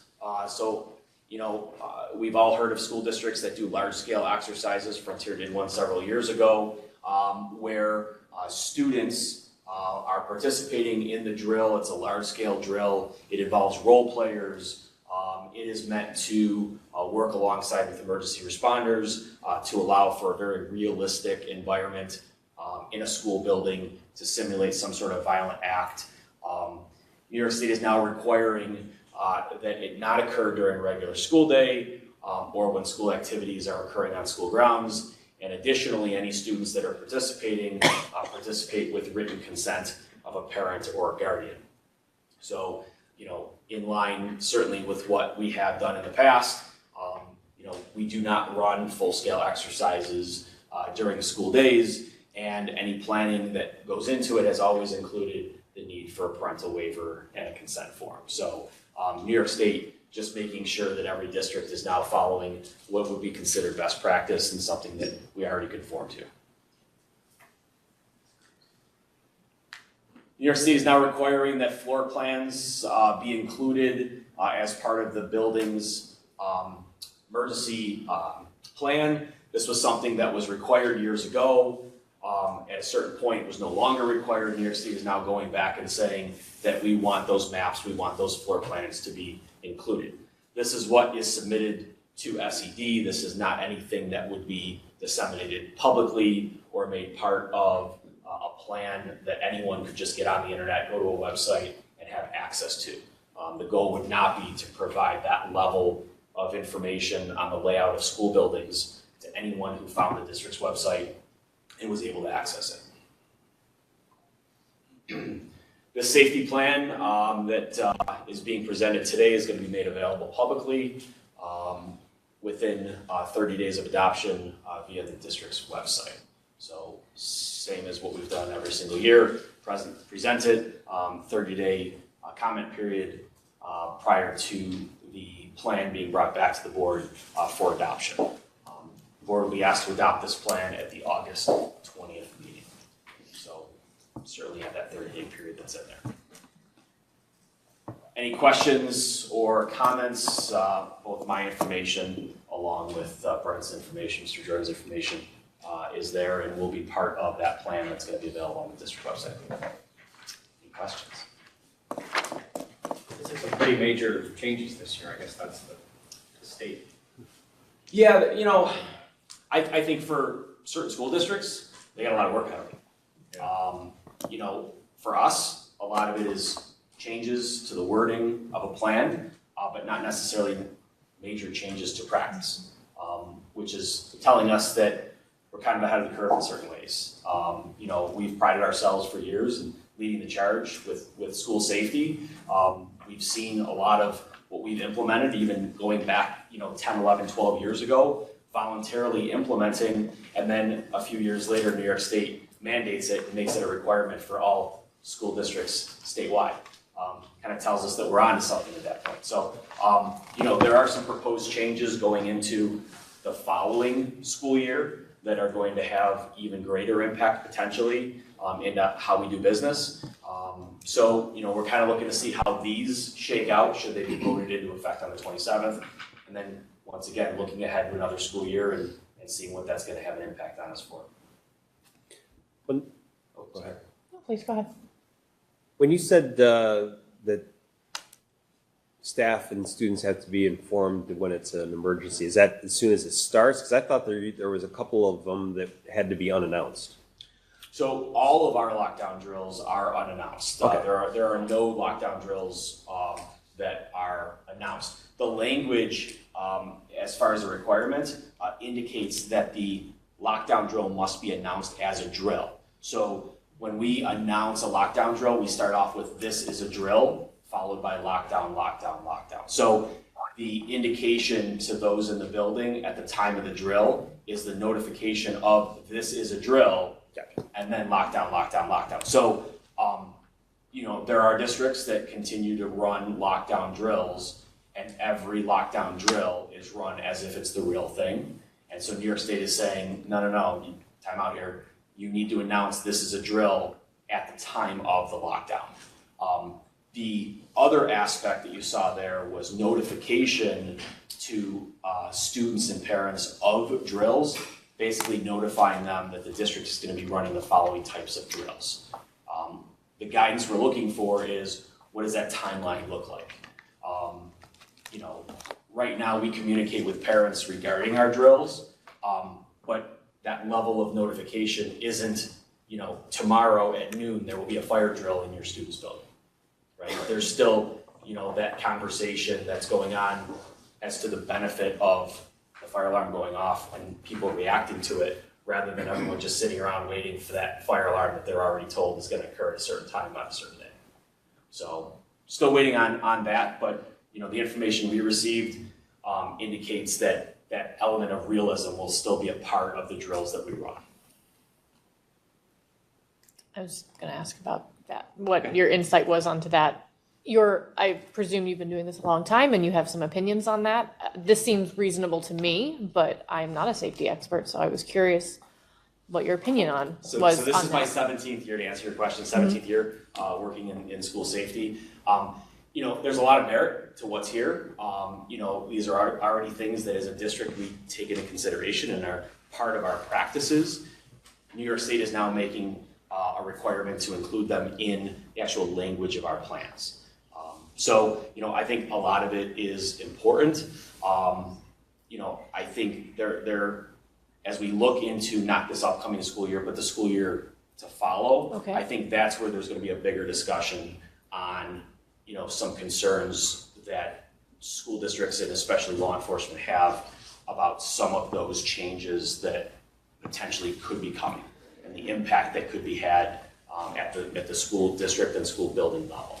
None of those have come out yet, so we're just forecasting for the future and have some concerns there. But when it comes to this, no real concerns. It's an easy lift for us. Quick follow-up question. I know they talked a little bit about adjusting based on age and level, and how much, this is just me being very new, how much is the strategy and the implementation of the drills impact, like how much do you change your strategy based on teacher input? Is like, does that change a lot on grade level, or is it like, do you change the strategy a lot based on grade level, or is it, do the teachers decide? Do y'all decide? Like, how's that So that conversation that happens at Is the it principal classroom thing? level Yeah. is something that's guided by the actual teacher. Okay. So, you know, we give the classroom teacher a certain period of time before those first lockdown drills are held. Okay. And during that period of time, the classroom teacher, who is well aware of our lockdowns and what we do and how we do it, have the ability to work with those students and prepare them for what's to come. Okay. We see that as they continue on into the upper grades at you know, at the elementary level and then ultimately into the secondary buildings, you know, those are different conversations. Right. But, you know, this is something that once again, as a district, we've been doing for many, many years. You know, can certainly tell horror stories of other districts and other schools across the state and some of the things that have happened and things you read about and you say, I can't believe in today's day and age that happened. But here in our district, this is simple. You know, these are things that we have been doing and doing quite successfully for a very long time. So to see them listed and know that we have to indicate them in our written plan, the actual change and the additional work that's going to be required, it's minimal. Thank you. Really what happens is some district in Long Island, Westchester, Capital Region screws something up terribly. A member of the legislature finds out about it, gets angry about it. The Board of Regents find out about it, get angry about it. And they say, we need to have a policy issue. This never happens anywhere. Yeah. So then those of us who are already doing it, you know, fine, because we're already doing it, we just have to adjust the plan but not the thinking, and so it goes. That's the same story with the mixed competition change and some of the things that are happening with respect to exclusionary discipline, you know, things we don't do that are going to be prohibited because somebody else did it and messed it up. So that's a pattern that you'll see repeated over and over again, where someone somewhere in the state messes something up and then it's a law that everybody has to follow, even though most of us didn't need to be told not to do that. Right, and we certainly see that regionally. You know, I don't know of any school district in Western New York that does not start a lockdown drill with the words, "This is a drill." It's common practice for us and has been so since our first lockdown drills that we ever held, which were held here in Hamburg before New York State mandated them. But to hear that there are schools and school districts in different parts of the state that don't do that is just kind of a foreign concept to us. So, you know, it's a good feeling knowing that we're ahead of the curve, but, you know, now every district's being painted with the same brush and we have that same requirement that every other district does. You know, for us, it's just a little easier to abide by because it's something that we're already doing. Any other questions? All right, thank you very much. Thanks, Pat. Good night.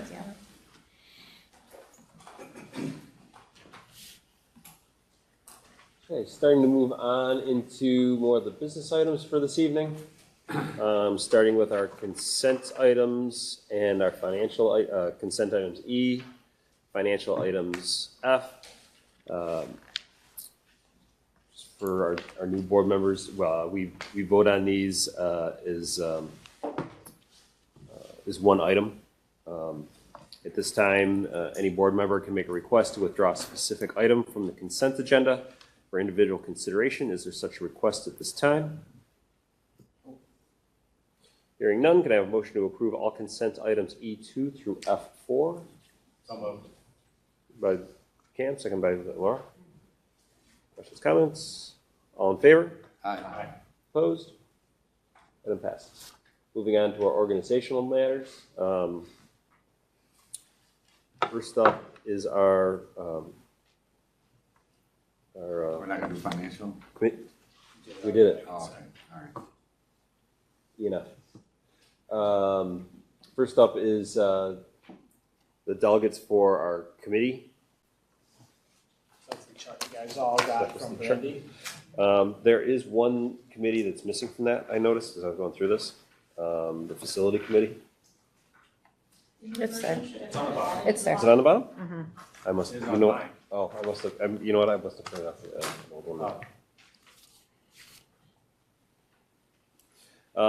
so just going through these, I would recommend, especially for our new board members, I've always found being involved in ECSB was very helpful in my beginning years on the board.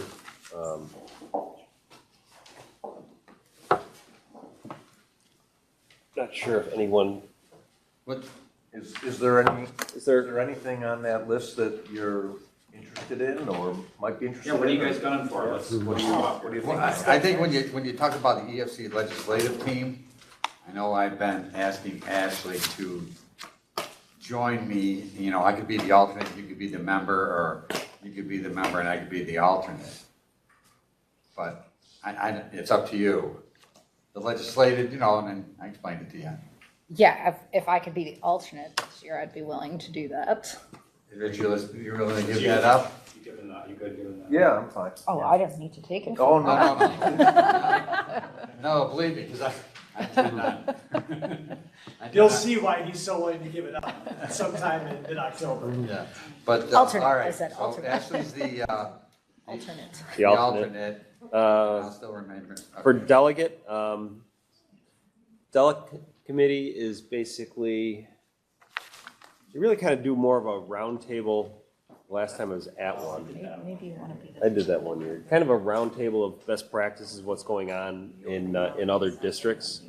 Currently, that's Laura and Dave is the alternate. And you realize too that the member and the alternate can both go to the meeting when it comes to Yeah. the county school. You both. Yeah, don't feel that only one of us has to go. Yeah, right. One person has to go because. But we could leave it the same for this year if you wanted to do the delegate, yeah. You drive. I'll drive you, all right. ECSB budget and finance team, that's currently myself and Dave. I'm more than willing to give that up. Yeah, it's the worst. Don't go into a sales position, Dave. You are in a sales position. Oh, that's right. But you know, you do get an idea what it costs to run. And they do, I mean, one of the things, I actually ran this committee for a year. One of the things that I tried to do in it, and I think they followed it a little bit, is get into kind of some best practices with district budgeting as well. Because as far as the budget and finance, what it does is it's the budget and the finance for ECSB, which is fairly small and really doesn't change much year over year. But they go over basically, the income and expenses of what we're doing. So you find out what the programming expenses are and the dues that the organization receives, that kind of stuff. Like I said, that's why I kind of tried to branch it off into more of a budget discussion as well when I ran it. Pass. Yeah, I'm not Yeah. super interested. All right, we'll leave that the way it is. Thanks. It's a good try though, Tom. This we're gonna have a change on is the NISBA voting member because that was Robin. As we said, what this is part of the NISBA convention, and we'll get it. We'll get a packet of the proposed resolutions, I was gonna say amendment, resolutions. And what these resolutions do is they guide NISBA for what they want their political activities to be geared towards. So it kind of guides their political lobbying throughout the year. Advocacy. Well, how about this? Into advocacy. I really want to be on the transportation committee. It's kind of my jam. But if you don't want me to be on that, I will be on the NISBA. Well, you can be on. You can be on more than one. Probably be on both. Yeah. Well, I'm really gunning for transportation and for technology because those are the two things that I know and I'm good at. Okay. You can be the lead on technology, or would you relinquish that? What? So Mary be the voting member for that. Where? Well, Sorry, I bounced around a little Yeah, bit. no, that's fine. But you're okay with being the voting member for the, like we said, that. That is Nobody seems to want that one. So, but if you want me to go and advocate for policy, it's it's an online. They do it online now. And what we'll do is we'll get the resolutions. We'll usually have a discussion at the board table as to anything that as to how we want the board to vote, and then you basically vote as our delegate. sure. What was the other one you said? Transportation. Transportation and technology are the two things I can speak to. I don't know. I feel like I just got here on transportation. Right, and You I've ready, been, Dave? I've been on You ready to give it up? 30 years? 30 years, yeah, on the transport, you know. You want to stay on?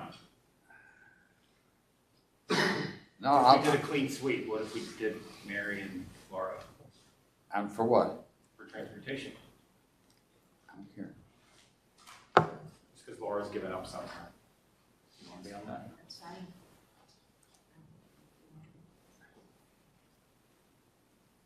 Okay. Hey, is that gonna be all right with you? Well, you know, I started the I transportation know. committee, you know, more than 30 years. Oh, transportation's your baby? Yeah, I'm taking your baby? that's all right. I'm so sorry.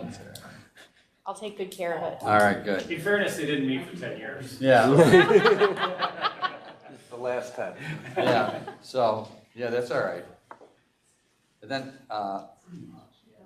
okay, then finance committee stays the same. Sure. Okay, strategic action plan committee, what, I mean, if we can add a third. to where? Instead of having an alternate, add a third to finance committee, because like our new facility committee is 3 members. So do you want me just to move on as a member, or? You want to stay on that one? Or He likes it. Right, you like that one? Oh, yeah, I kind I of like transportation too. Yeah. Sorry, I'll I'm give you trying to. transportation back. All right. I feel genuinely bad. All right, then we'll just make the 3 of us members then, is that what you want to do? Okay, I think that's what we should. yeah, For which committee? that's the finance. Finance. So Dave's been added as the third member of the finance. Okay. What do we Is there an do? alternate for Can that he one? be added to the transportation committee too? Can you make that a 3? A 3-per. It's just an internal thing, right? It's not like a state regulation for any of these No. number spots? You just can't have 4. Yeah, Right. Well, if you want to be part of transportation too. You're it's a allowed. difference. okay, I'll keep it in mind. Want to put me down there, the alternate? So just it's that- me, you, and Mary on transportation now then. We'll put you down as an alternate, Dave. All right, that sounds good. Strategic Action Committee, currently Robin and Laura. I just got here. My name's on this one. Is it? Yes. Yeah, I must have lobbied for that here. Yeah, I we kind of like talked the about that. Okay. Where did I I pull just this lost up from? transportation. So it's fine. Okay, so Cam and Laura. Parent-child connection, right now Dave and Laura. That sounds nice. Yeah. Good? Well, you want, yeah, we can, Ashley's, that's well, I think fine. Ashley has to be added. You can just put 3 in there. Well, can we? I mean, I can do it, I but I don't would have even, to. you know, I think that Ashley. Or you can add replace me as an alternate. I don't do nothing but sit there, you know, watch what they do, you know, so I think Ashley being an educator would probably be better suited. So replace, on Parent-Child Connection, if Ashley's willing, Ashley replace me and Ashley and Laura. I'll fix that one. Sounds good. I'll still be there for it all. Oh, parent-child connection, please? Yeah. Kind of often, we do morning meetings, we do. Yeah, once a month usually. Yeah, once What's it's, my morning? it's a Zoom. Usually like 8 o'clock in the morning. That's gonna be hard, don't put it in. Right. And Don't what- put it on your Physically plate. can't. We can, Dave and I can. Yeah. Like once a month are we talking, or are we talking? And sometimes we don't even do it once a month, yeah. I can do it in the morning if it's once a month. I can't do it if it's like once a week. No. No. You know what I mean? Like I got a little one who I prep for school to get out the door. Yeah, your parent-child connection, your daily parent-child That's my connection. connection. Yeah. But I can, if it's online and like once a month, I can swing that. Swing it. District Safety Committee, currently that's Rich and Laura. Yeah, I know. I know Rich likes that one. Yeah, I can stay on that. Technology, Mary, you said that's Mary something wanted you're that interested in, right? Yeah, That was an open spot too. I love technology. Just, you want to be on it as well, or do you want to just let Mary on it? I feel like I'm being on a lot. Only one person usually goes. Yeah. Yeah. I was So on it for years. just Mary? It's like 3 meetings a year, one person. Nice. Which one's that? Is that a thing? Is that, do I go somewhere for that? In the school. With the admin. Nice. To a meeting with Be an Mr. Jordan. alternate. And then, okay, maybe. Nice. 3 times a year. You and me, buddy. Right now he's down. We're gonna get an update on Might be a few other Science. people in the room too, but We'll send out an updated chart. it's a good committee. Building Visitation Committee, currently Cam and Mike McGarry. Cam wants me to join him. All right. Really, all we do is organize visits for the board. to Yeah, visit that was the an buildings. easy one. That's during the school day. Yeah. And talk to me and then Brady and I do the work. Yeah. Yeah. It's usually a pretty good. It's really a low lift. That's great. That sounds good. Plus it's during the day. Right. During This Legislative Advocacy Committee, I don't even know if that's really active. No, it is not. Is it, Should it be struck? Well, it's I'm kind of, thinking we should just get rid of it. I Right, think it's we kind of added related it to and then the it never really went county anywhere. one, you know? Well, that's, Yeah, like our so you want to just dump that committee altogether? Let's just legislative. so moved. delete. I like well, that. yeah, but it's never really been active. Policy Committee, currently that's Cam and Mike McGarry. Probably pretty easy, Policy since Committee? we just read a 650-page I was gonna say, policy the manual. heavy work is done. Thank you, Cam. I founded this committee, I'm happy to give it up at this point. Oh, well, I feel too like bad, the too work is bad. complete. I don't know if we're gonna allow you to do that. Well, who wants to fill Mike's spot? This feels like a merit. I do it, yeah. Okay. I'm a big nerd. Audit Committee is the entire board. PTSA, currently Dave and Laura. So, I can't think of anyone that would do this. yes, what, Ashley, what are your feelings? I will be there anyway. Right. That's up to you if you want to send Right, me I since know, I'm I know. already So, there, or You want to just, but right now it's me and Laura, and we'll just add Ashley. Yeah, I mean, or you don't have to have me if you guys are still No, gonna wow. go, but I'll be there, so. You don't need an alternate. can take me off. All right, Okay. take Laura off and they say. Laura's off, Ashley's off. Comprehensive School Counseling Program Committee. What's that all I about? love that. I love it too, Yeah, and I it's, love it. and it's right down Ashley's alley too. Dave, you gotta give something up. That means. Right, that's what I'm saying. It Or meets at just 2 o'clock. keep it if you like it. I do like it, but There you go. it's, Yeah, and it's I can be an relatively alternate, new or and you can guys are tag on me it. along sometimes, if that's something you're trying to. It's good to add them as alternates to some of these things, because Yeah. then it gives them, Yep. you know, a grace period. well, then to let's put learn. Ashley down as an alternate there. Alternating. The problem is you can't really like pop in Yeah, unless you're named, because then you can't run the risk of having 4 of us show up. yeah, there's only. Then you gotta roll. Well, it's only 3, so it's Dave, Laura, and Ashley. So we I know, that's what I'm saying, if you wanna pop in, then we need to put you on the Yes, list. yes, great. Like, that's- Oh, I see what you're saying. And I also, I'll say this too, it helps if you go regularly, so you don't see a meeting or listen to a conversation in isolation too, because there are other things that happen over the course of time that if you just pop in, you might not have a context for, so, just kind of in your mind, make sure you understand what commitment you're willing to make in terms of regular attendance at some of these meetings, so that your presence is actually like a productive participation in the exercise and the conversation, rather than just kind of popping in and popping out, because there's lots of staff at these meetings and stuff like that. So. Well, sure, I just meant to kind But of get a feel for what it is, because a lot of Yeah. these committees are just. Right, but named It's hard when you first walk in. for us. The word alternate infers that you're going there to replace the primary person when they Correct. can't be Yes. there. Yeah, Not a second. yeah. Great, so that's why I was volunteering to kind of get a. Yeah, like I stuff can like the stay on ECSB I think stuff, I mean, it's nice to have district presence, so, but we don't need to have two. But if an alternate, you'll have a name, whoever's named alternate is gonna have a name tag at the meeting. So if you showed up, it's not like you'd have to you gotta let anybody know. Like, And a lot of they'll schools- have your name, they'll have your If name somebody tag. else wants to do that, they can. I'm not fighting anybody. We clear? I think we are. Dave, Laura, Ashley kind of is an alternate on the comprehensive counseling.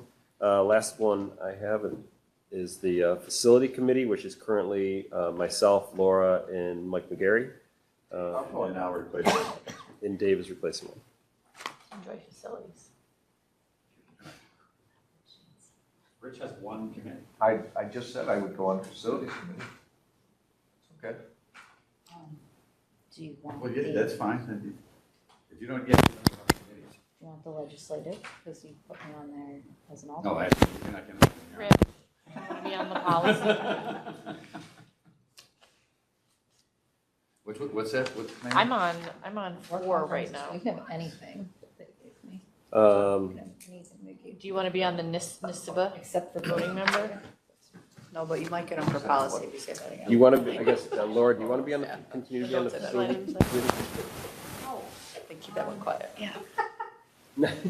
I'm glad that you heard me say it so that I have Okay. a record of saying it, but I don't need Okay. to say it Yeah, again. well, Gotcha. Laura gets that. Understood. She does. Yeah, I mean, I like I mean. policy. I like. Do you want to do a cage match for? Which one? Yeah, I was on the legislative one. I think they. I was the alternate, right? Right. I can go back. So and do I we can want, be the so alternate. Dave, do you want to be on the facility or Rich? No, put Rich on. Rich on it, so Rich has it. Okay, so I Ashley have- stays as alternate legislative. Okay, I'm gonna drag her. all right. Okay, done. Okay, He's not gonna do that. okay. I mean, do you, No, that's fine. I was just trying to give you something since I took that one from you. this is like board pork here we're talking about. That's right. So, Passing the. so delegate is Laura and Dave. Legislative team is Dave and Ashley. Budget and finance is myself and Dave. The NISBA voting member will be Mary, with Laura as an alternate. IDA will continue to be Cam. Finance committee, basically instead of having an alternate, we're just having 3, so it's myself, Cam, and Dave. Transportation is Mary and Laura. Dave kind of is an alternate /3. Yeah. Strategic action plan is Cam and Laura. Parent child, Ashley and Laura. District safety, Rich and Laura. Technology, Mary, and we have an alternate. There's always been one. Okay. Building visitation, Cam and Ashley. We're getting rid of the legislative activity, legislative advocacy. Policy committee, Cam and Mary. DTSA, Dave and Ashley. Comprehensive school counseling, Dave, Laura, and Ashley. And facility, myself, Laura, Rich. I'm gonna slide back into, the alternate for legislative, team representative. Ashley's gonna come up. You're gonna stay, okay, you're staying on and, okay, Yeah, with Dave. gotcha, all right. Okay, good. Yeah. Doing it. Okay, so can I have a motion to approve the election of the delegates, representatives, and alternates for the board committee for the 2024? So moved by Laura, second by Cam, all in favor? Aye. Opposed? It passes. Item G2, can I have a motion to approve the district officers for the 2024-25 school year? Moved by Laura. Second. With Dave. All in favor? Any questions, comments? All in favor? Aye. Opposed? Item passes. Item G3, can I have a motion that the appointments for the 2024-25 school year be approved as listed? Moved by Laura. Second by Cam. Any questions, comments? All in favor? Aye. Opposed? It passes. Item G3. Four. Sorry, cross it off. G4, can I have a motion that the designations for the 24-25 school year be approved? Presented. So moved. By Dave, second by Cam. Any questions, comments? All in favor? Opposed? Item passes. Item G5, can I have a motion to approve the authorizations for the 2024-25 school year? By Laura. Second. Second by Dave. All in favor? Aye. Opposed? Item passes. Item G6, can I have a motion to approve the other items for the 24-25 school year is listed? Moved by Laura. Second. Second by Dave. Questions, comments? All in favor? Opposed? Item passes. Moving on to our regular action items. Item H1, can I have a motion to approve the salary schedules for the part-time and substitute personnel for the 24-25 school year? So moved. Moved by Rich. Second by Laura. Any questions, comments? And that's pretty competitive? Yes.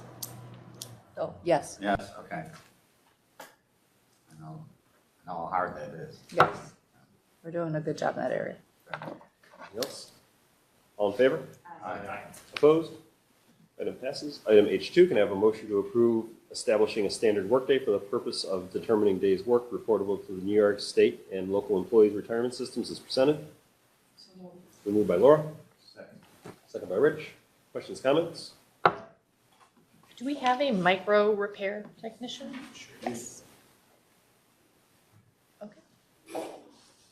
We have one. Okay, I believe us. I've just never heard of it.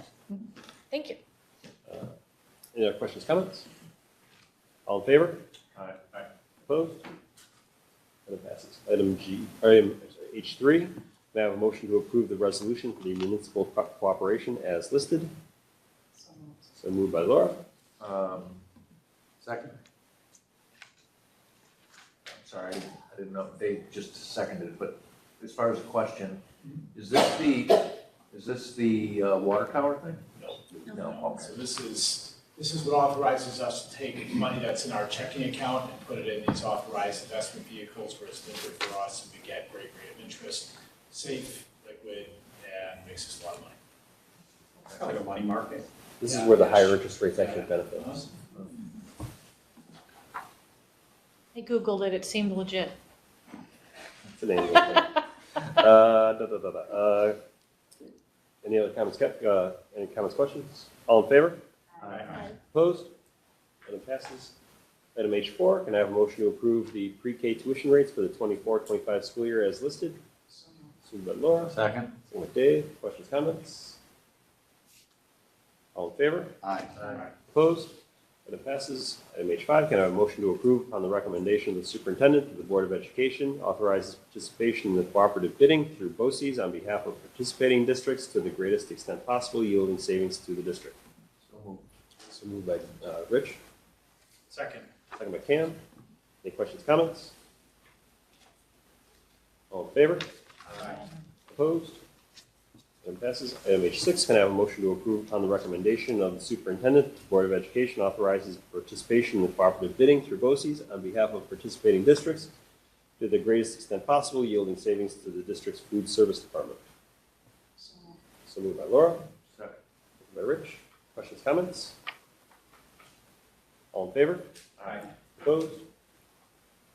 Item passes. Item H7, I have a motion to approve the bids for the Hamburg Middle School science supplies for the 24-25 school year. Moved by Cam. Seconded. Second by Mary. Yeah. Questions, Feel good. comments? Yeah, Does this list change at all? I mean, are they always ordering, the same types of things? Programmatic needs, so if curriculum changes or some of that stuff changes, then the supply list might change. But Science bids? yeah, we get the items out there every year, but I'm sure there's some stuff that rolls over every year, and then there's just some new things every year, depends on teacher needs. Okay. Other questions, comments? All in favor? Aye. Opposed?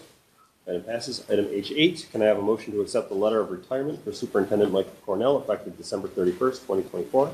So moved. So moved by Ashley, Second. second by Rich. Questions, comments? All in favor? Aye. Opposed? Item passes.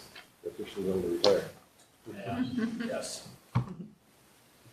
Item H9, can I have a motion that the Board of Education authorizes a contract for the Superintendent of Schools, Thomas Adams, covering the period January 1st, 2025 to June 30th, 2028? So moved. So moved by Cam, Second. second by Dave. Questions, comments? I have a comment. Okay.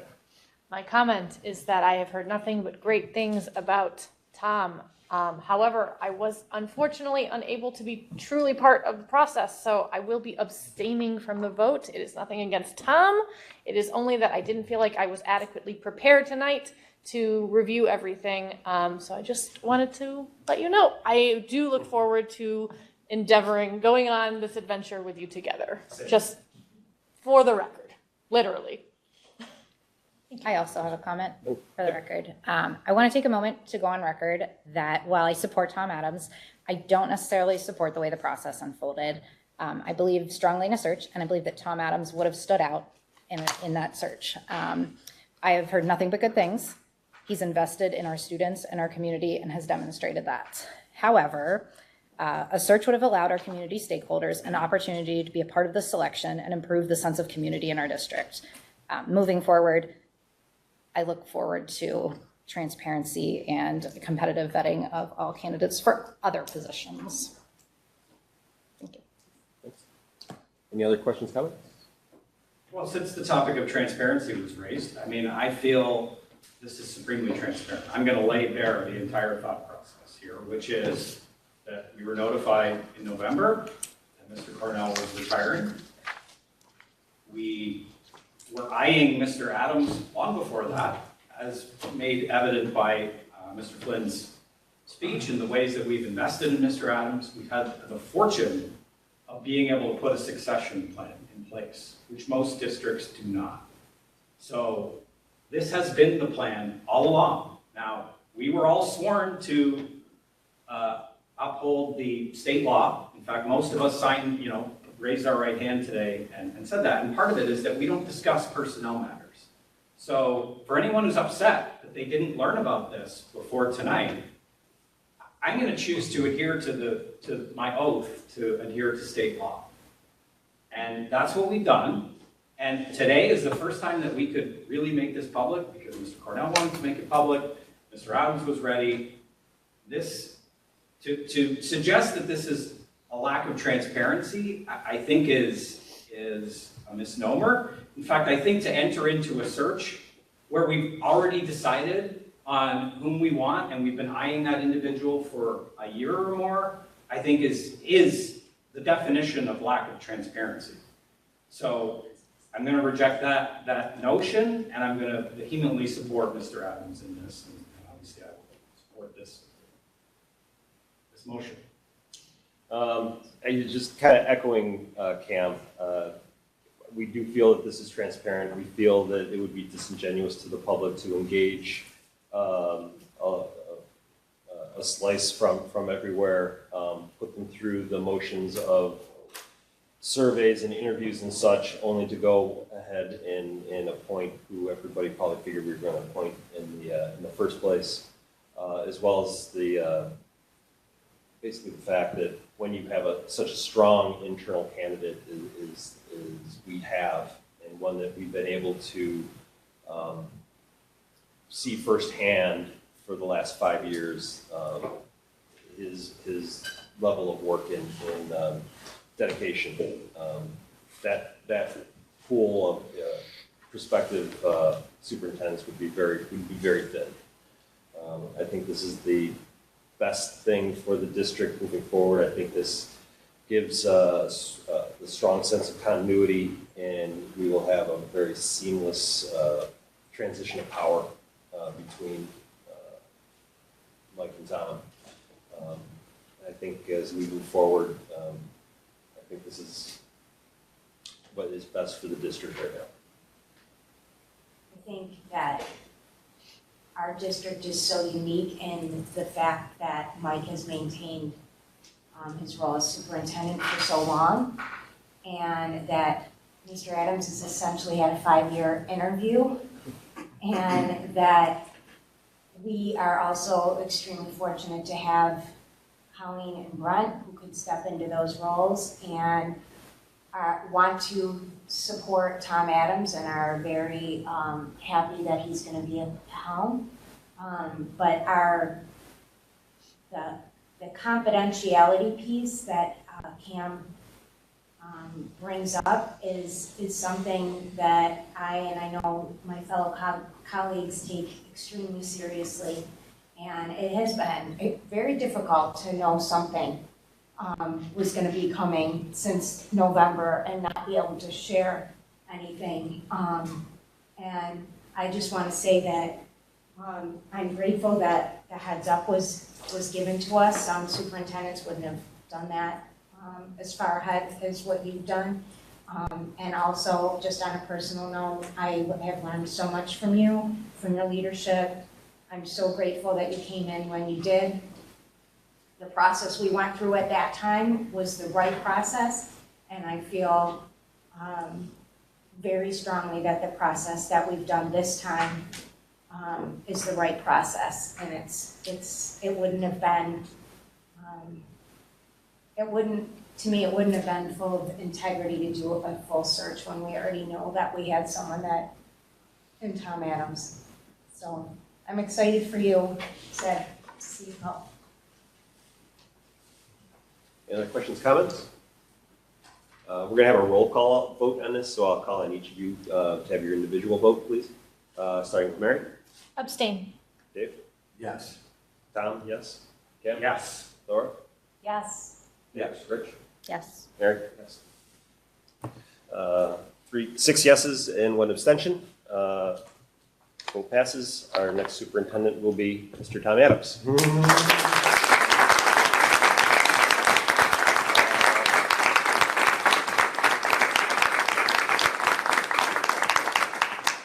you have any words while we're here? I know people are wanting a long speech right now. No, they're not. I'm just humbled and grateful to become the middle school principal in 2019. I feel the same way now, and I know I've got a lot to learn in terms of the superintendency. I'm excited to be able to learn from Mr. Cornell and learn from the board members and all the district leadership team. More than anything, I want to be able to impress upon you that I'm going to do my level best to make good on the trust you've shown in me, and to win the trust of those who aren't quite sure yet. So I'm gonna work awfully hard. That's gonna come from working together, and there's gonna be a lot more we talk than I in the future. So I thank you so much. It's beyond an honor. So thank you.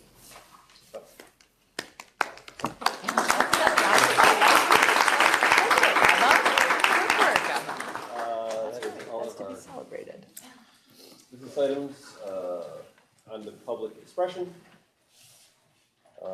Just as a reminder, some topics are not permitted to be discussed in public forum. For example, any topic related to an employee that can be implied to be related to an employee, special education placements, individual students, situations, etc. If the topic is inappropriate for the public forum, the board president and myself will instruct you not to speak, but to rather present your concerns in writing for the board's discussion in the executive session. We have one speaker signed up, Jessica Reyna. So I hesitated to speak tonight, which I don't normally do because I'm a very passionate person. I have no problem speaking their feelings. And I hesitated because I do not want my comments to reflect on Mr. Adams and the confidence I have in him, that he will do an amazing job for our district as he's done at the middle school. However, I do call the transparency into question. In May, voters were very clear with a change on this board. And that's why 2 new members sit here tonight, because they were not happy with decisions that had been made and processes that had gone on.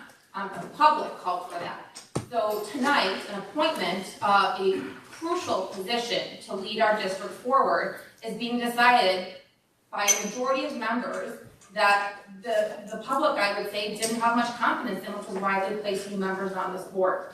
While I don't disagree that he probably is the best choice, not holding a search does a disservice to this district and does potentially put into question the process and in the future, the legitimacy of our new superintendent. I have full confidence in the amazing job he'll do, but I do think that the voters were loud and clear with wanting a change on this board, and I think the abstention by Merrick and the comment by Ashley reflect the will of the voters.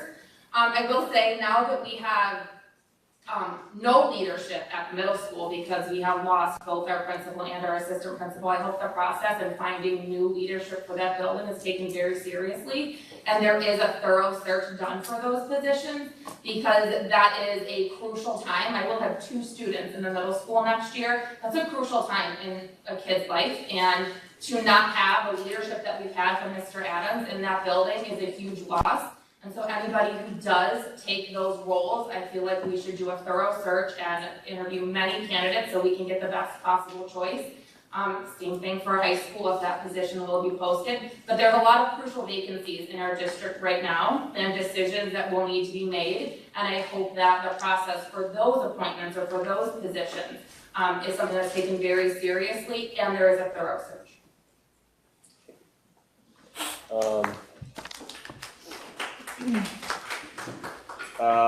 There's no speakers signed up, so being no further business, looking for a motion to adjourn. So moved by Rich. Second. Second by Laura. All in favor? Opposed? Item passes.